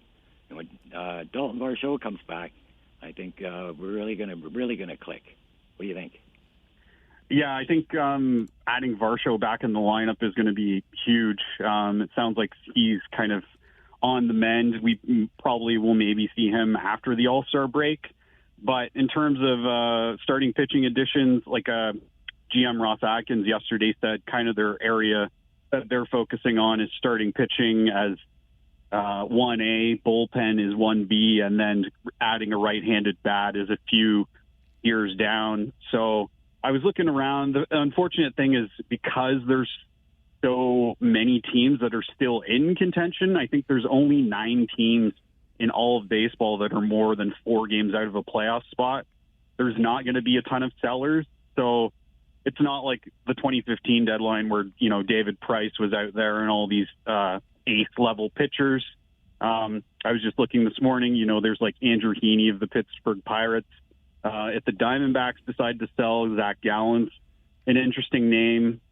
You've got Sandy Alcantara from Miami Marlins and Seth Lugo of the Kansas City Royals. So, they're not 1A pitchers, but definitely somewhere the Jays could improve on their back end, like a middle to a back end rotation guy. And you're not going to be giving up a ton of prospects. You're not giving away your 1, 2, or 3 prospects. It's probably going to be 2 or 3. But you can afford to kind of make that, and you can justify it too when the Jays are in contention like this. I wondered about that point, Ian. And Preston Paul, always good to hear from you. Thanks for the call. And we heard what Ross Atkins said. It sounds, Ian, as though you subscribe to the same theory in terms of what the Blue Jays need. I guess you can never really have enough pitching if you're a contender, can you? No, absolutely. That's usually what contenders are always loading up on is high-impact relievers and starting pitchers. And we've kind of seen the Jays look, I don't want to say look a little weak, but maybe a little exposed over the last week or so, where they really need a guy like Jimmy Garcia back, like a 7th, 8th inning guy. They've been kind of thrusting Mason Fluharty and Braden Fisher in there. And, Fisher had a huge game the other day in a high-leverage spot, but, these are pretty untested guys in that situation, so I don't know if I'd rely on them all season long, going and getting a veteran bullpen arm, maybe not necessarily a closer, but just a 7th, 8th inning guy, someone you can improve upon, like a Chad Green, for example. Like he's still a decent guy, but I think you can raise the floor of the bullpen a little bit more. And same goes with starting rotation. Eric Lauer's been a fantastic story, but in the back of my mind, I keep wondering how long is it going to be until this guy turns into a pumpkin, right? So you can hang on to him as like a swing guy, someone who could pitch maybe 2 or 3 innings if you need to bridge the gap somewhere. But again, I don't know if that's not someone who's necessarily on the Jays playoff roster if they get there. So I think that's where you go out and you add someone at the trade deadline. And to your point a moment ago, Ian, with, so many teams really still in the mix, and we're 3-4 weeks away from that deadline on July the 31st. But do the Blue Jays have the assets, do you believe, to compete in the market to attract the names they need?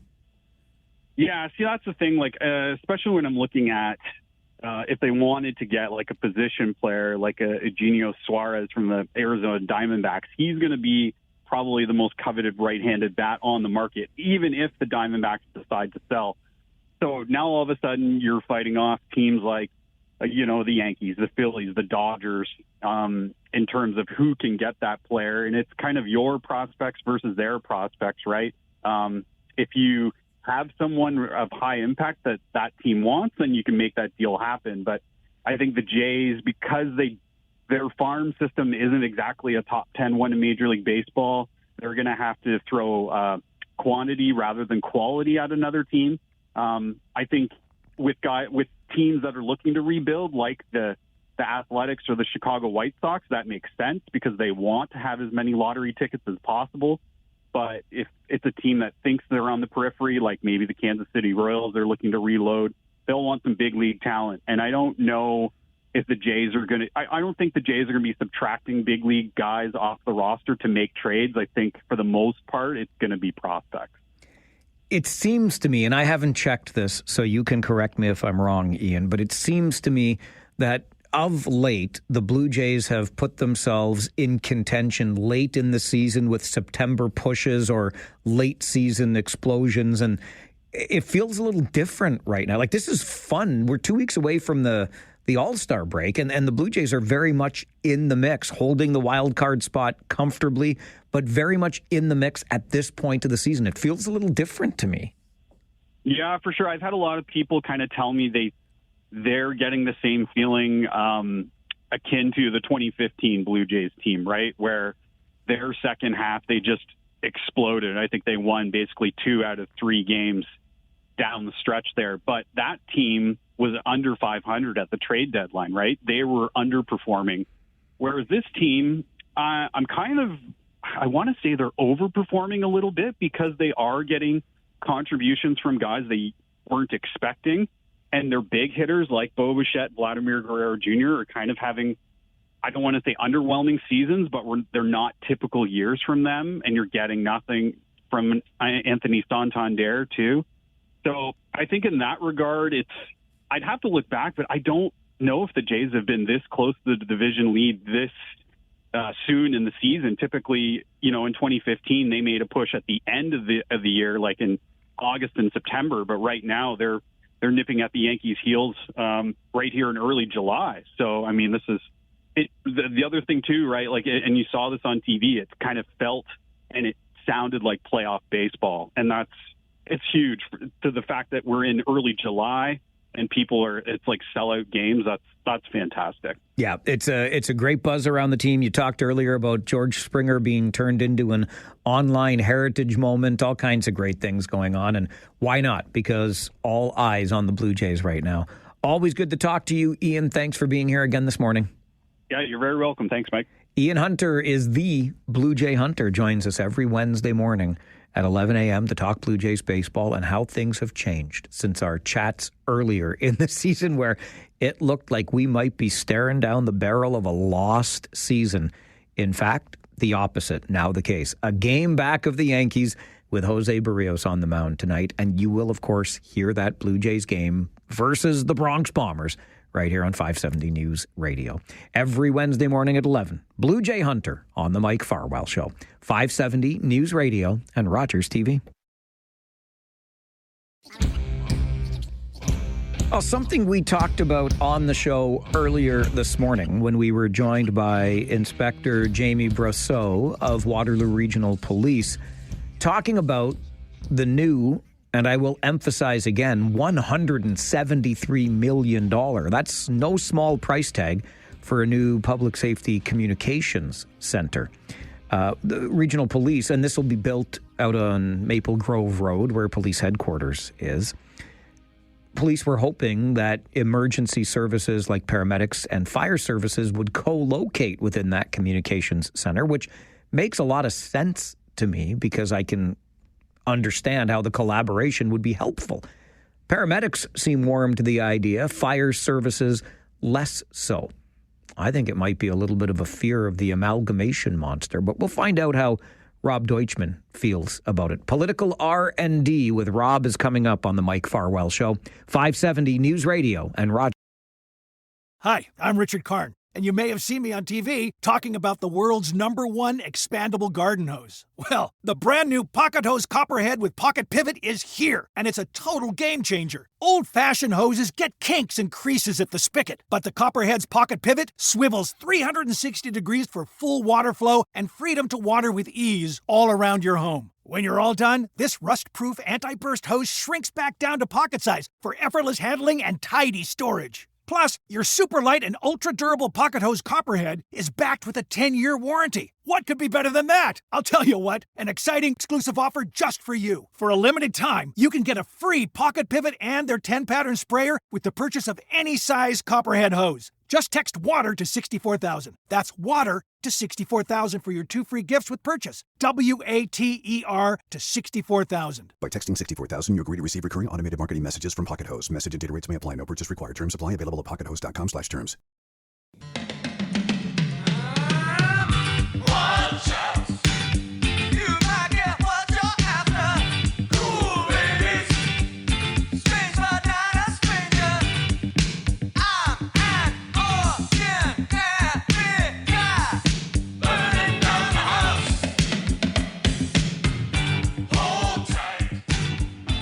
Thursday mornings, 11:30. It's time for some political R&D, kind of how the sausage is made in municipal politics. We're joined by Rob Deutschman, the R&D in Rob and Deutschman. Good morning, Rob. Michael, how are you? I'm excellent, thank you. How about yourself? Good, good. So before we start, I have another come on with your coming on hot take. I love it. Okay, so I'm listening to the radio a couple of weeks ago, and I hear about some guy that likes to go when he was younger with his buddies and watch the planes flying in at the airport. And yeah. Then I hear about some lights being taken off the runway. Well, not the lights themselves, but the reflective coverings. Yes. And I'm hearing, you know, I see articles about planes that go off the end of the runway. So then I'm thinking, isn't that jackwagon jail material? 100% it is. 100% it is. I'm hoping that with time served, I'm out by now, but jackwagon jail is do not pass go, do not collect 200, no bail, lock them up and throw away the keys. So if I'm still guilty from when I was 17 or 18 to today, guilty as charged, Your Honor. You're right. You'll be like that guy in the old Mayberry show where he just walked into the jail and closed the gate. Exactly. Just remember, the lights were still there, Rob. They just didn't have the reflective coverings that they should have. But I confess, Your Honor. I hope sins of our youth. Exactly. The statute of limitations, I sure hope has passed by now. We want to talk about this new comm center. You know what, Mike, this is so interesting. I mean, I saw the article in the paper. We were going to talk about something else, but I saw this pop up, and I did get a chance to watch some of the presentation from the chief, and more particularly, I was interested in, you know, obviously because of where I came from, the questions that were asked by counselors after. And this issue of the regional fire services extinguishing, as the article says, talk of joining the police new call center, I think they missed 2 words, and it would be for now.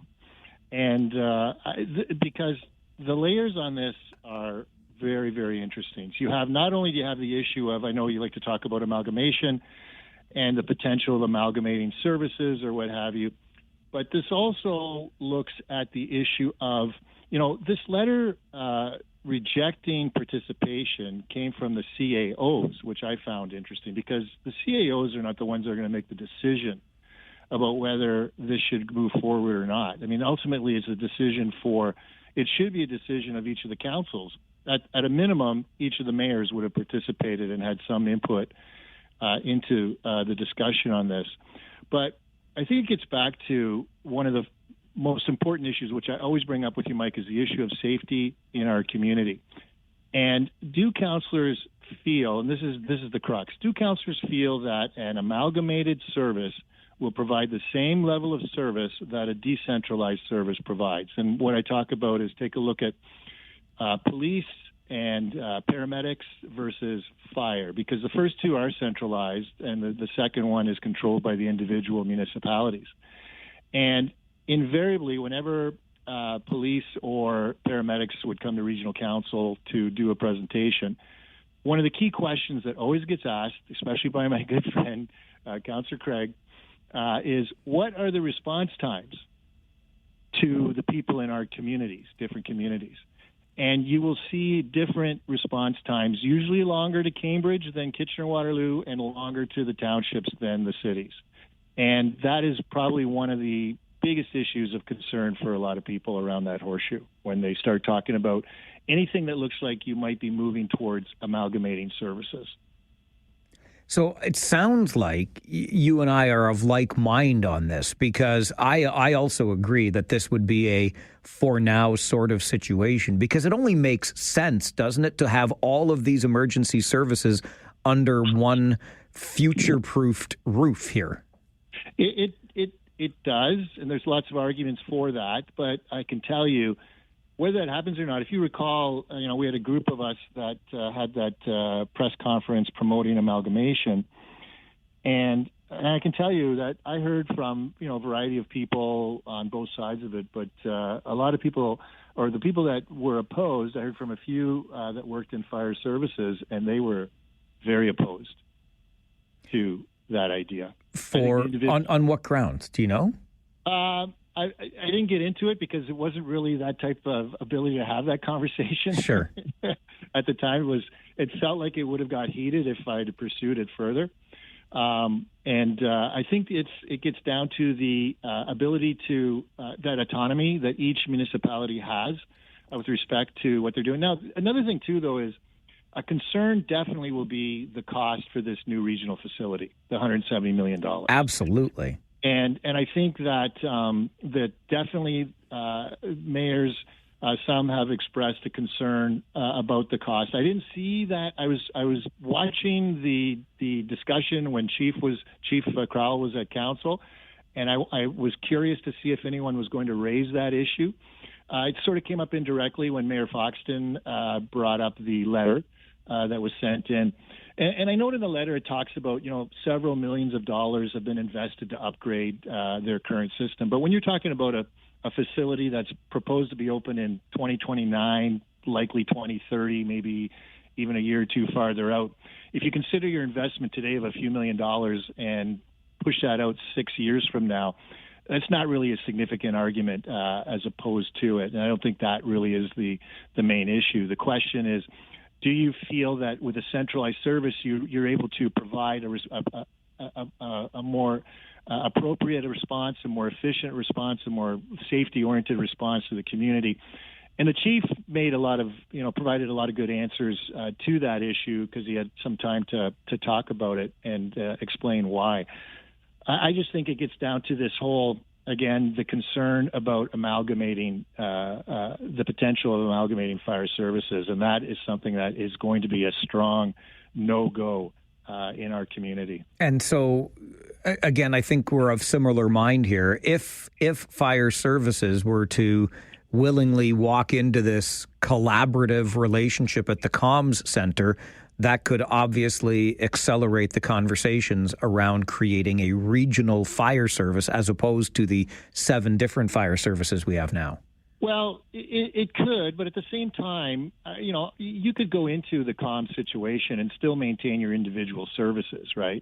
That's why I think the amalgamation concern is there, but I think the bigger concern might be the cost of the overall structure to the individual area municipalities and whether it's absolutely needed or not. And that's, I think, the bigger concern, the $170 million price tag today, or maybe that's the 2029 price tag. I didn't look into the details of it, but, these things invariably also go up in cost as well by anywhere from 10 to 20% usually, so or higher. And so that would obviously be a concern as well. What sort of costs are we putting into it? I think what you find, though, is that police services are a very efficient government relations, public relations organization. And if anyone can make the arguments and possibly persuade towards this, it's going to be that group. They're very good at what they do. Absolutely. Rob Deutschman joins us every Wednesday morning, 11:30, for a segment we call Political R&D. Rob obviously has some deep experience in this regard, having been the former mayor of North Dumfries Township, a former regional councillor, and most recently a candidate in the provincial election. We'll continue our conversation and get more into what this communication centre looks like in the $173 million price tag as we continue Political R&D this morning on the Mike Farwell Show, 570 News Radio and Rogers TV. Wednesday mornings, 11:30, time for some Political R&D with Rob Deutschman. Rob, your point is well taken on how regional police handle their public affairs and the skill with which their personnel do that. I did follow the report at the Police Services Board and then the council meeting when Chief Crowell was there answering questions. And Look, you know me, I've never met two nickels I didn't want to rub together. And so $173 million really jumps out at me. But when you consider what a communication center like this is really all about, I think we can start figuring out how you get to that figure, don't you? Oh, sure, you can. And Chief Crowell, he's a masterclass in presentation and answering the questions and does a really good job at it. And the detail that they provided generally is always very good. However, you got to remember, this is 7 area municipalities. I'm assuming that, yes, all 7 municipalities took a look at this. And, they have people that are examining and discussing and deciding what is good for their community. And so you can't discount the arguments that they're going to raise as well. We can't say one has a better argument over or not so much better over the other. I mean, obviously we want to agree with one or the other based on what we hear, but we don't have all the details and we don't have all the information as to what went into the discussion and the debate and how the 7 area municipalities arrived at this decision and what were the motivating factors here. I think what's interesting, Mike, is when you take a look at this too, just speaking to the amalgamation issue, I recall a discussion I had with John Gazzola when I was doing an Old Grey Mayor's episode with him. And one of the things that moved him towards the idea of amalgamation was during COVID, whenever the community needed to issue a press release, he said it required going to all the area municipalities in the region and everyone meeting individually to come up with the right wording for a press release before it got approved and issued to the public.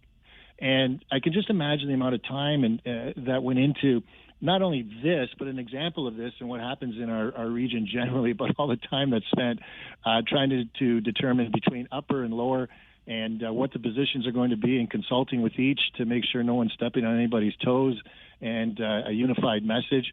It's a lot of work that goes into that. So no doubt there was a lot of work that went into the 7 area municipalities making this decision moving forward. So there's going to be a lot. There's going to be definitely more discussion. This is not over. It's not done. I think what needs to get sorted out first is what's going to happen with the Public Safety Communication Center and whether that's approved and moving forward. Because certainly if it's approved and moving forward, you're going to be hard pressed, I think, to stand on the sidelines and say, well, we've got this, eventually older technology, and at some point you'll have to invest again in what the area municipalities are doing, and then they'll have to decide whether they want to move to what police are offering through their communication center. So at some point as we grow, this decision almost seems to be inevitable, but for now, you could maybe say this is part of the negotiation process. I love the point that you referenced from John Gazzola around those different media releases to have a coordinated message. Really, it seemed like an exercise in copying, pasting from one municipality to the next. And I think we could make the same argument with fireworks bylaws that are being implemented now. Kitchener and Waterloo virtually doing the same thing. Cambridge likely to come on board. And maybe, Rob, if I'm understanding what we're seeing here around this public safety communication center is a little microcosm of an argument in favor, really, of amalgamation to one tier of local governance here, because this gets a little bit messy with everybody involved. Sure, absolutely, Mike, but it's never going to happen. You are never going to get the 7 area municipalities, and really it comes down to the mayors, really, at the end of the day. If the mayors all went to Doug Ford and said, hey, we think we should amalgamate, it likely would happen. But you are not going to get the 7 mayors to agree to amalgamating in this community. And we saw that with their own press conference at a time when the province sent down a committee, a group, to hear from various stakeholders in our community about what future governance should be like. And in the middle of that, 6 of the 7 mayors, Dorothy McCabe was not part of it because she's a supporter of amalgamation, but the other 6 all held a press conference to say we're not in favor. In fact, give us more powers and more responsibilities. And we see that with planning, for example, in the region. That's gone the other way. That's devolved from the region predominantly down to the area municipalities. So, Mike, you might be hopeful, but you're going to be turning blue. Well, but hang on now. Come on, Rob. Give me a glimmer here, because it could still come, and in fact, I think it will eventually top down. Some provincial government will someday fix this and make it right. You don't believe that? No, I do. But the way you say it, someday, decades from now. You think decades? It's still more decades, Rob? Come on. We had hope earlier with Doug Ford. I'm in Prince Edward County, and they were part of the last grand amalgamation, which was in the late 90s. Yep. We're decades from then. That's why it's imminent, Rob. Come on. Never say never. All right. For you, Mike Farwell, yes, it's going to happen soon. All right. Well, could we not, as concerned and engaged citizens, motivate either our municipal governments or our MPPs to get this done? Because we know it needs to be done. Okay, when you say we, what is we? Everybody? I'm using the royal we. I'm trying here, yes. Yeah, it's not we. I mean, look at back in 2010, we had the ballot at the municipal election. And it was so close, Rob. It was so close. 2/3 of the people in Kitchener said, yes, let's have a conversation about amalgamation. And 2/3 of the people in Waterloo said, no, thanks. So, yeah, but that was a different community, Rob. It's not close. We're smarter now. They did approve taking fluoride out of the water in Waterloo. Oh. But it's interesting. Like, there's going to be more happening, I'm sure, on this. I'm sure that this matter on the communication center is going to be moving forward. Eventually, there will be more arguments made on this, and I hope that there's a broader discussion amongst councils about whether there should be participation or not. This is something that definitely should have a more public conversation and debate about. We will keep our ears on it, and thanks for being a wet blanket today, Rob. All the best, eh? You as well, Go sir. Blue Jays. Go Blue Jays. Take care, Rob. See you, bye. Rob Deutschman joining us from Prince Edward County. Nice spot to be joining us from today on a day as beautiful as today, with the Blue Jays winning. Perfect time to be thinking of all things summer and enjoying what this beautiful province has to offer. And I'll just bring it back to, like, maybe, what if I begged? What if I just made this my wish? Rob says no time soon. So if it's been decades already, will it take decades more? I ain't got that kind of time left on this show, okay? I don't. So can it be something we do? Can you do it for me? Come on, region of Waterloo. Come on. You people can do this. We need to get rid of one level of local government. It's redonkulous to use the kid. Do the kids still use that word? It's redonkulous to have 2 levels of local government in 2025. It's utterly mad that we still govern ourselves this way. It's better for us moving forward to have one local government. And if you can help me get there, I would be forever in your debt. This is the Mike Farwell Show, 570 News Radio and Rogers TV.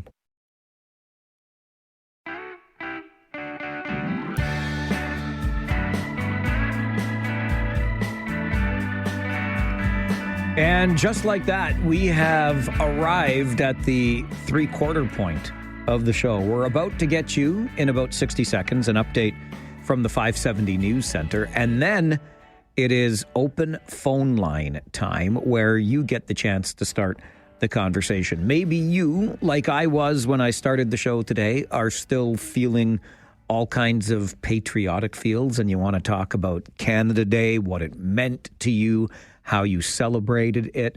That's absolutely fine. Prime Minister Mark Carney making the point that in a world that's as dangerous and divided as ever, Canadians are coming together. We are united against a common enemy, right?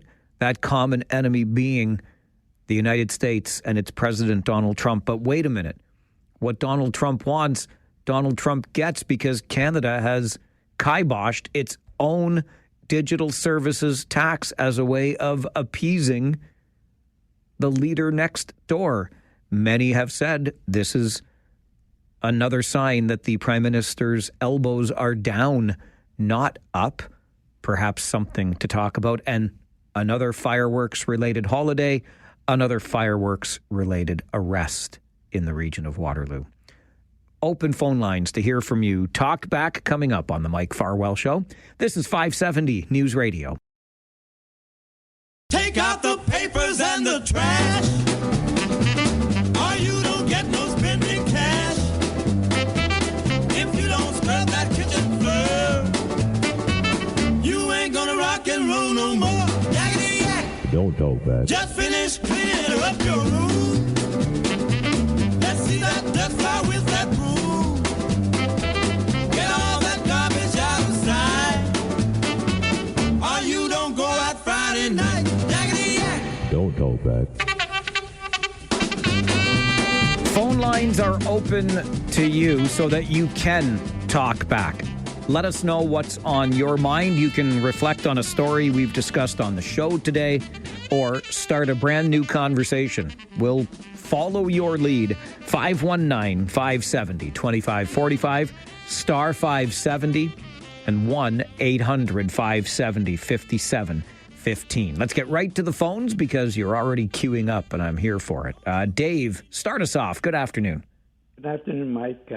Quick question. Please don't respond that that's the way it's always been done. Okay. Why can't this communications being built for the future be run by civilians? Now I'll hang up and listen. Thank you. Have a great day. Thanks, Dave. Be run by civilians. I'm not sure that it's not, per se. Like, there are civilian members of our emergency services, right? And communications dispatchers, et cetera.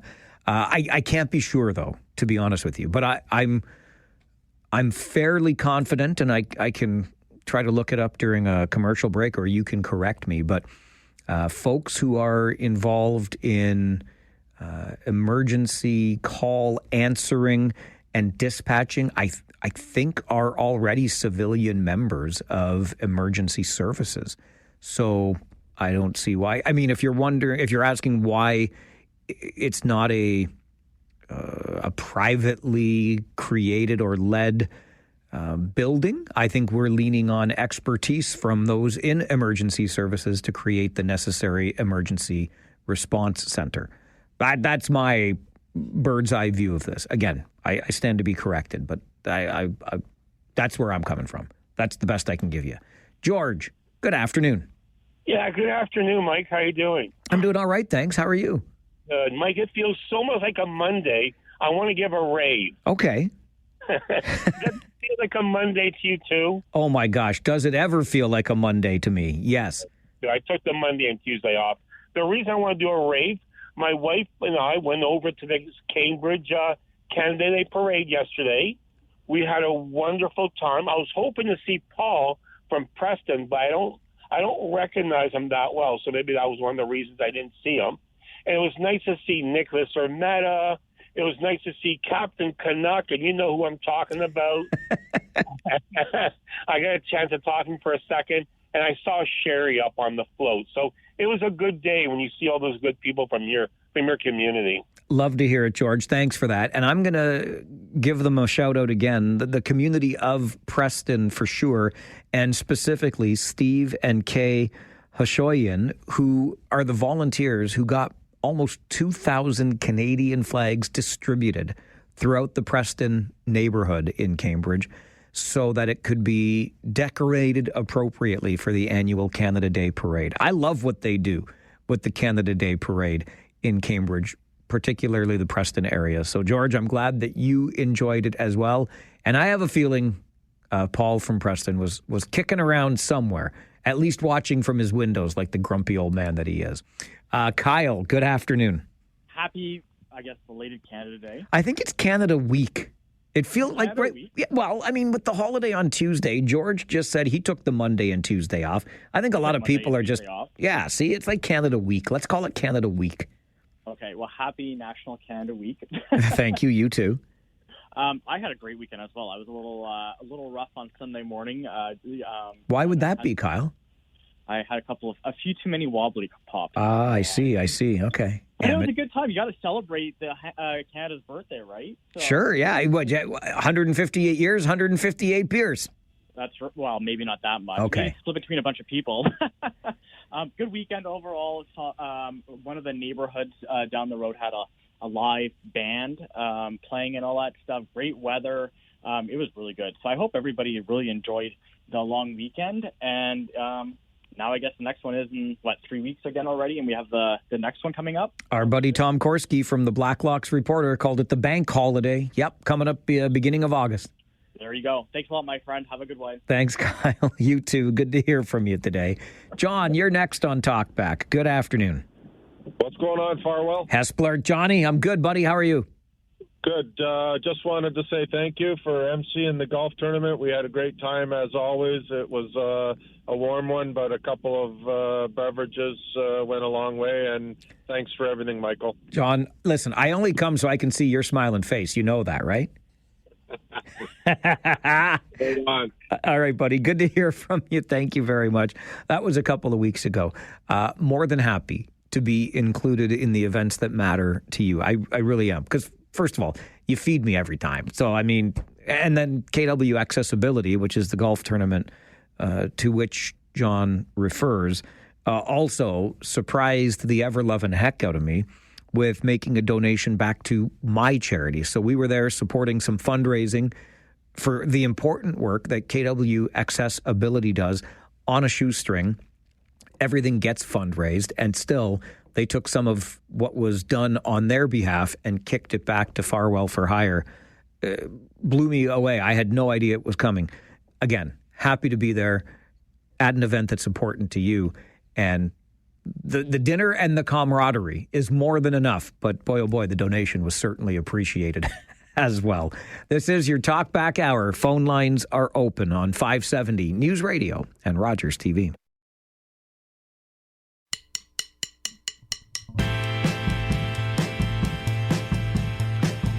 Our daily Talkback Hour is your chance to start the conversation. 519-570-2545, star 570, and 1-800-570-5715. It can be a reaction to something that we talked about on the show today. Amalgamation has come up a couple of times. You know how I feel about that. Would love to get your support on us figuring out a way to create one level of local government. And I get an interesting email from Greg to Mike at 570news.com. Mike, a topic to look into? Panhandlers. It's dangerous as they often meander into the lanes of traffic while on a red light. I've seen two have their pets with them, which is outrageously dangerous.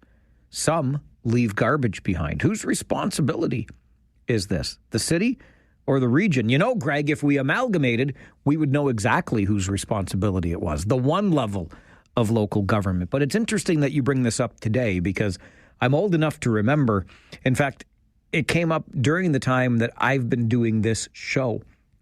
We just passed our 8-year mark together in June. We started together on this show in June of 2017, and it was 2019. I did look this up during the break, but I remembered the panhandling issue being one that Burlington City Council was taking very seriously. They ultimately decided to not follow through on a proposed bylaw that would ban panhandling, or on the other side of the issue, ticket drivers who gave money to panhandlers, because it just encouraged more panhandling was the idea. Anyway, I don't know of any municipality that's gotten that serious about it, Greg. I understand your concerns around it, but I don't think anybody is all that interested in taking meaningful action on those who are clearly down on their luck and looking for any sort of hand out / hand up that they can get while sitting at on a median at an intersection or some such thing. Let's get back to the phones here on Talkback. Preston Paul, good afternoon. Hey, how you doing again, Mike? I'm good, buddy. How are you? All right. Good man. Your wrist gets some strengthening on the weekend? It did, sir. It really did. Yeah, that's good. A couple of things. I'd just like to give a shout-out to Paul from Preston. That guy's got a lot of passion, and I love listening to him. He does. I agree with you. Yeah, I was at the parade yesterday, too, down there. I just love watching the kids' expressions, even though it's a small parade, nothing major. But just good to see the kids out, painted faces, screaming, running around. I'll tell you what, you folks in Preston do it up really well for Canada Day, Paul. Yeah, they seem to do a pretty good job down here, considering the space that we're in. Yeah. But no, it's really good, and it's nice that the weather turned out and everything good, too. So that's all I wanted to say anyways. You have yourself a great day. Thanks, Paul. You too. Great to hear from you, as always. And listen, I feel so much guilt because it's not helping me achieve my fitness goals. And I hear, the latest recommendations are like zero alcohol is the right way to go and abstinence from alcohol. I enjoy my beer. I do. I'm feeling more and more guilty for that these days, but whatever. And I enjoy it responsibly. And I wasn't like Kyle. And not that there's anything wrong with that. If Kyle had a few too many on Saturday night and felt rough on Sunday, whatever. It's your life. You enjoy it. Just don't drink and drive. I had a few too over the weekend. Not that I felt rough on Sunday morning, but I enjoy it. And gosh darn it, when I'm on my back deck and the sun is shining, I'm going to enjoy it twice. Simple as that. Sue, good afternoon. You're on Talkback. Good afternoon. Actually, I'm glad you've just covered the former point because being rough, there's streets within Kitchener and Waterloo. Some are wide with parked cars. Some are narrow with parked cars. And a lot of people are forgetting the etiquette that if the parked cars on a narrow street are on your side, you have to wait for that oncoming traffic to pass through. And I know sometimes the cars are squashed close together that, you might be in the middle of coming that way. I can understand. But there is this etiquette for the narrow streets.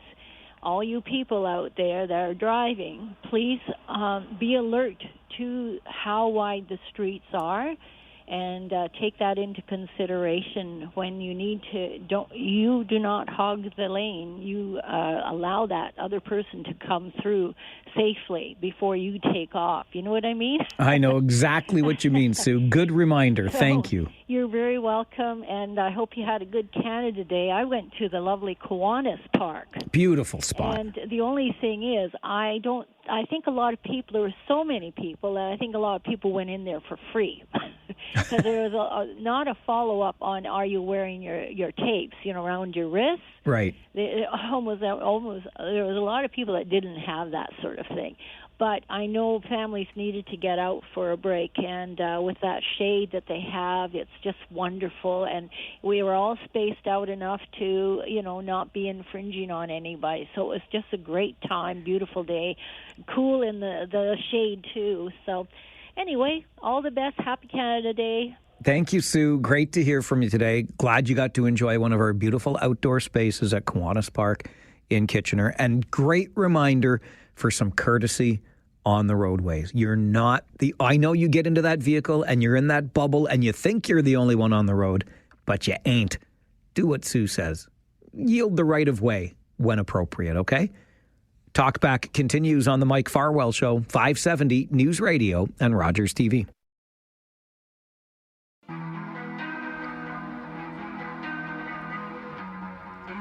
It is the time for us to hear your opinions. The only holdup is how fast I can answer the phones. So I'll get right back to them. Dave, good afternoon. Hey, Mike. How are you, buddy? Good, thank you. How are you?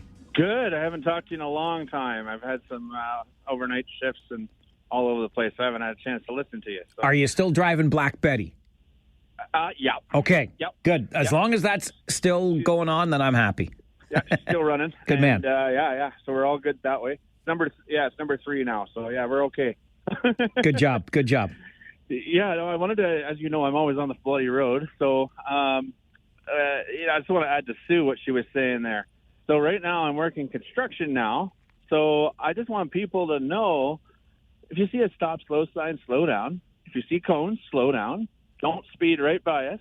If we're on the road doing, what, God knows what, slow down, take your time, take a second to look. You don't want to get smoked by another car coming the other way. Just have some courtesy that way, right?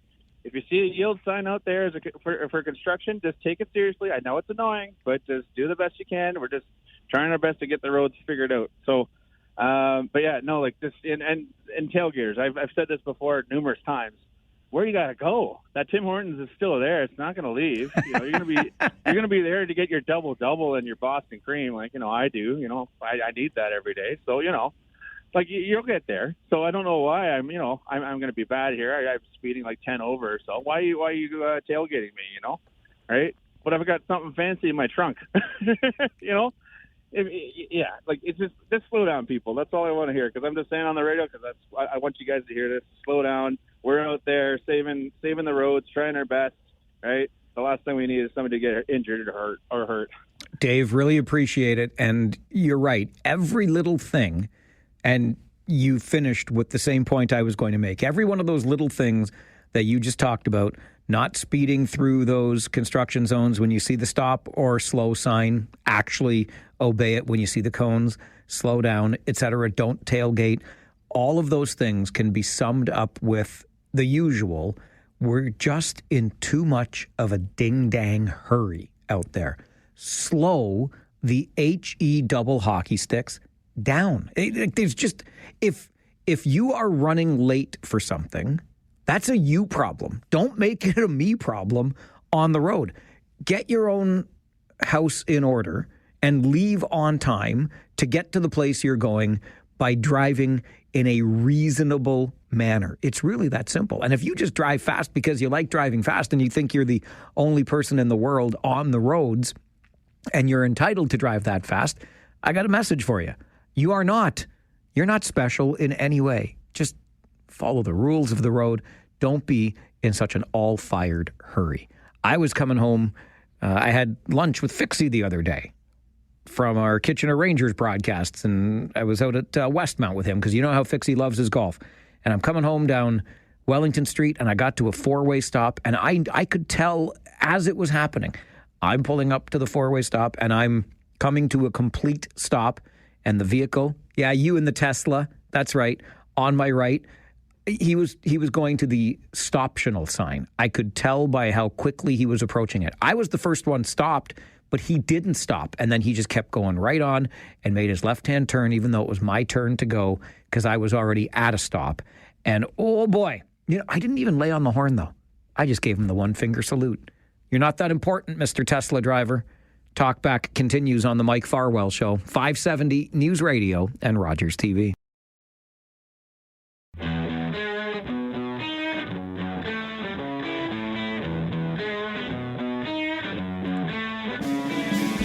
The Talkback Hour is just what its name implies. Your chance to talk back. Have your say. Open phone lines, and back to the phones we go. Terry, good afternoon. Hey, good afternoon, Mike. You know what? Courtesy out on the roads is golden. We just don't get enough of it. But I went down Saturday night down to Chatham to watch the Kitchener Panthers play the Chatham-Kent Barnstormers. I went there once last year. You know what? They do a great for a new team that only came in last year. They do a great job there, promoting the team. And I know they play kind of a smaller park where the right field is really short because they have a building there and they can't move. But they do a great job out there. I love the Kitchener Panthers I don't know when they brought those uniforms in, but they're much nicer than the older ones they had. But they need to do something with that park that they play in. It's so outdated.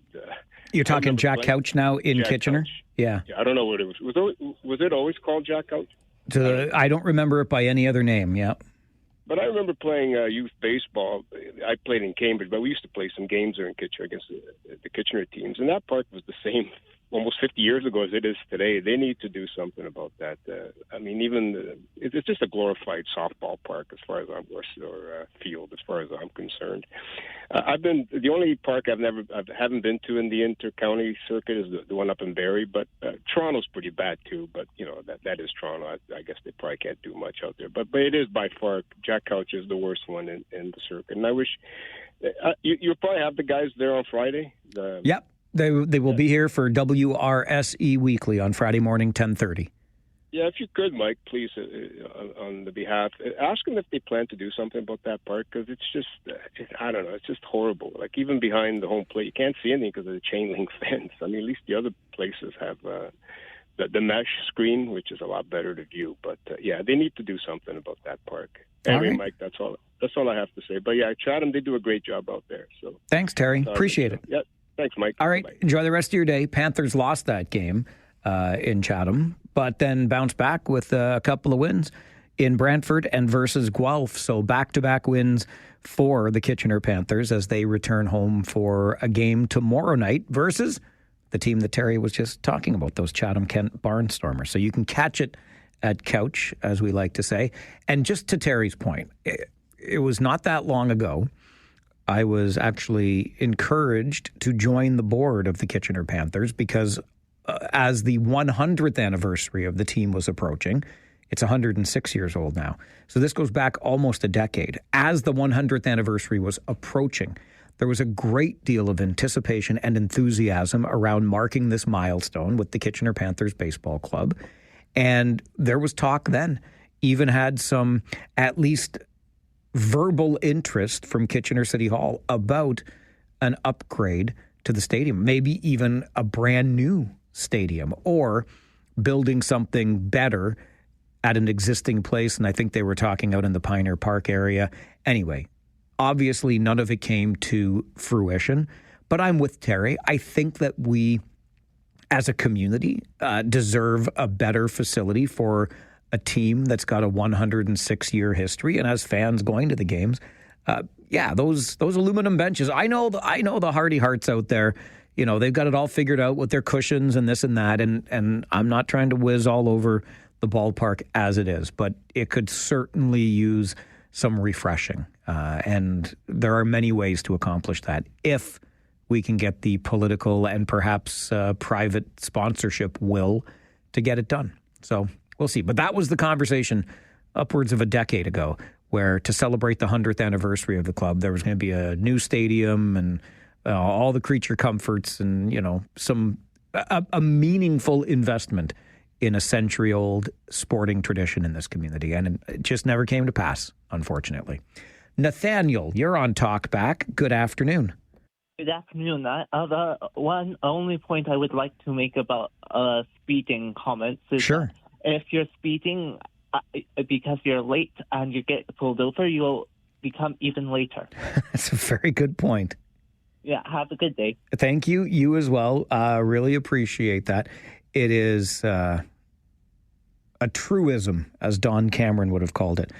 You realize that, right? If you're running late and you're driving like a jackwagon in order to get to that next place on time or not as late, and you get caught, pulled over for speeding, guess what?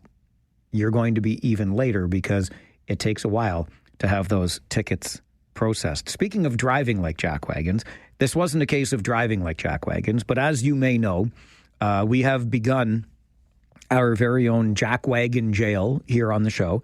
You are welcome to put anybody into the Jackwagon Jail at any time you want. And look, we're serious about our crime and punishment on this show, okay? So you get locked up, the key gets thrown away. There's no bail. There's no early release. You're like, that's it. You go to Jackwagon Jail, you stay there. I think we can all agree that the newest inmate in the Jackwagon Jail is whomever the individual was that threw the lit firework out of a vehicle in Waterloo at somebody sitting on a bench near King and Willis Way.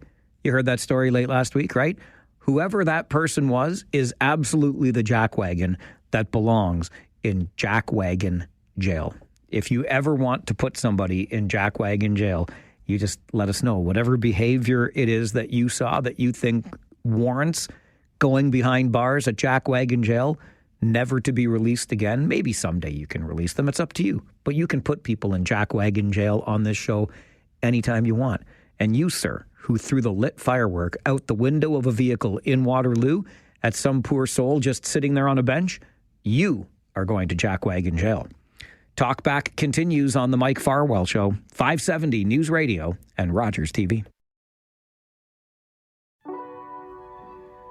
You know, just thinking back on that call from Nathaniel a moment ago, who reminded us that if you're driving like a jackwagon because you're running late for something, if you end up getting pulled over while you're driving like that jackwagon, you're going to be even later for where it is you're trying to get in such an all-fired hurry. And of course, that just reminded me of the old saying, you know, where's the cop when you need one? There's never a cop around when you need one. We were out, I think it was on Saturday, it doesn't matter, over the weekend, my beloved and I, and we're sitting at the lights at Weber and Frederick Street in Kitchener, and we are headed towards Weber and Victoria, towards Waterloo.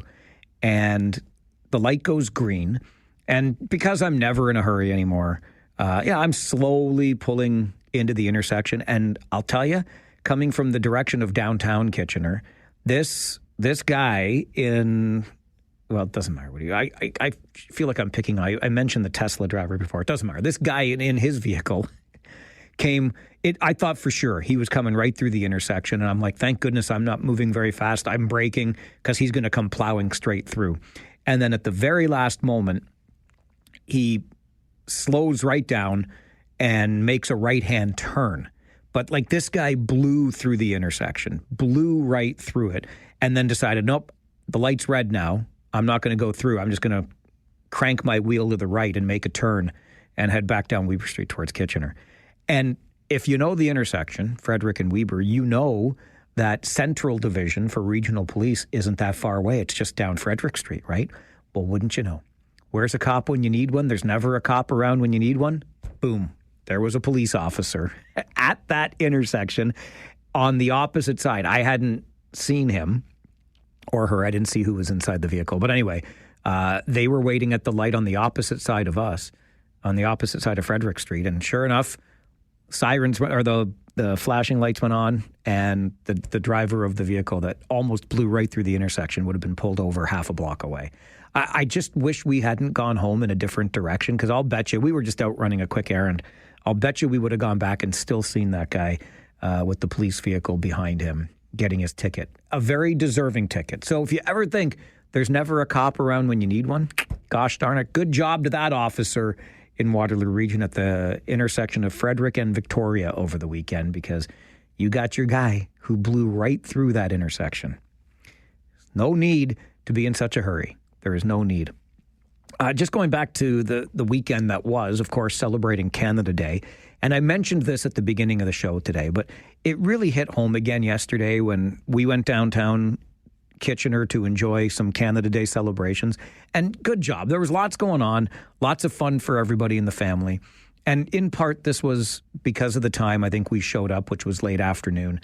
The alcohol zone, you can't call it a beer tent because there was no, this is part of what was frustrating. The area where you could buy and enjoy an adult beverage in downtown Kitchener was basically where the fountain would be or the skating rink would be in the wintertime out front Kitchener City Hall on Carl's Air Square. But there was zero shelter.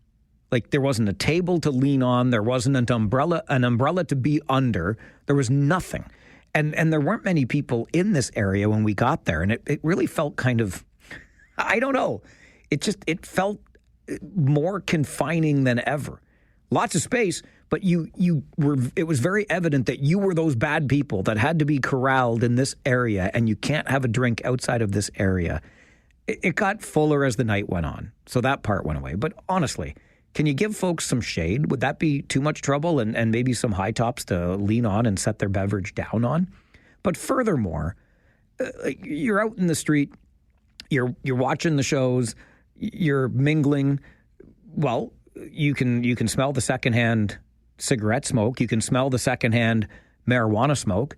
I know these are legal substances as well, but they're restricted just like alcohol.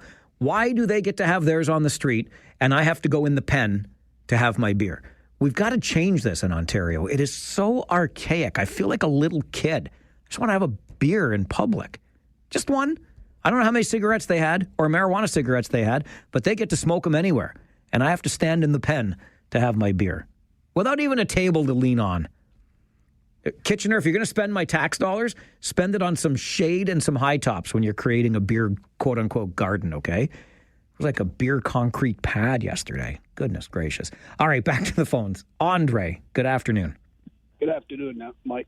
Come on now with your come on now. Come on with your coming on. Like, give me a table to lean on here. Give me an umbrella for some shade. I don't have to bring my own. No, you know what? I'm going to do that next time. I'm bringing a lawn chair, a lounge chair, and an umbrella. I'm going to sit down there in that beer asphalt thing and concrete jungle, and that's it. Anyway. Start with the beer first and then the umbrella. Yeah, beer first, then umbrella. That's a good idea. Mike, I hope you enjoy your little bit of vacation. I did. Good. And two, what's happening with yesterday's show, the first day of the month, with my two favorite. Your two. Great question, Andre. Thank you. Next Tuesday, on the 8th, Regional Police Chief Mark Crowell and Staff Sergeant Scott Griffiths will be here next Tuesday for Ask the Chief. Correct. And 11 till 12, if I didn't say that. Sorry. Yeah. And then last thing, because there's the last thing is fireworks last night, Mike. Victoria and Bankside Park. A lot of people got together. It was about a half an hour show. It was the best that I've seen amateur. It was respected. There was no fireworks after 11. I think nobody got hurt. What happened last night with the fireworks, Mike? Did it go well? Unfortunately, Andre, it did not. One 17-year-old has been arrested and charged, and there were some shenanigans in and around Victoria Park. But I'm glad you shared that, Andre. Thank you, that it was respectful. The neighborhood got together and had some fun. I went to bed last night because I was getting up for this show today when the fireworks were just starting in Kitchener. Our dog wasn't bothered. I wasn't bothered. Just enjoy them responsibly. Otherwise, you ruin it for the rest of us. Talkback continues on the Mike Farwell Show, 570 News Radio and Rogers TV. You know, I think they actually had signs up at the beer licensed area in downtown Kitchener yesterday calling it a beer garden. It ain't no beer garden. It's a beer slab of concrete. If you want a beer garden, can I tell you about the trip I once took to Munich and I went to the beautiful English Garden, largest park in Munich, kind of like Victoria Park, except it's on steroids. And you know what I did at the English Garden in Munich? I sat down at a table under the shade of an umbrella and I had me a beer. You know why? Because you can do that there. And we should be able to do that here. Okay, I'm done. I'm getting off my soapbox because it wouldn't be a Talkback Hour if we didn't hear from Grant. And Grant is right here, so we can hear from Grant. Hi, Grant. You're a funny guy. Thank you very much. Funny how, though, Grant? Funny how? I amuse you like a clown? I'm not answering to that, no. Okay, don't answer that then. But you should answer questions. We're all about transparency on this show, Grant. Well, what you could have did, okay. They all probably know you in City Hall, get a table where they store the tables, yank out a table, and sit there or go back home and bring one of your own Okay. tables. You know what, Grant? I think you're onto something. Andre gave me the idea of the lawn chair. I'm going to bring the folding table and the lawn chair myself next time. I'm going to sit my derriere down right there, and I'll just go ahead. Take my table away. Confiscate my table and chair. And people, if they need to get to work on time, even though there were times that I slept in, leave work before 4:30. I always tried to leave my place by 4:30, even though my shift started at 7. You left at 4:30 for a 7 o'clock shift? Right, because Holy cow, that's 2.5 hours to get to work, Grant. I like to piddle around. At work or on the way to work?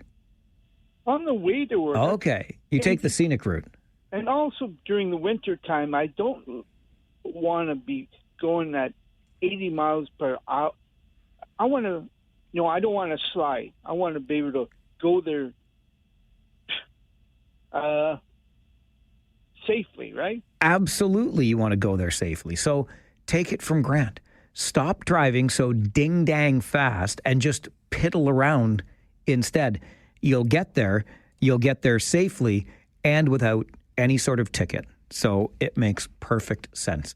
A little bit of courtesy goes a long way on the roads, and it saves us all a whole bunch of hassle. All right, it's about time for me to get out of here, make way for Now You Know with Rob Snow, and then at 3 this afternoon, Aaron Anderson and Paul McPhee will be here with All News Afternoons. As I look ahead to our show tomorrow, Will Riley of Kitchener drafted into the National Basketball Association. We'll get a chance to talk to his mom and find out about his basketball roots. We're also going to talk about that by-election Pierre Poilievre is going to be entering in Alberta. And are Prime Minister Carney's elbows down these days? Plus a Throwback Thursday segment, all part of our show tomorrow. We'll get back together at 9, okay? I'm Mike Farwell.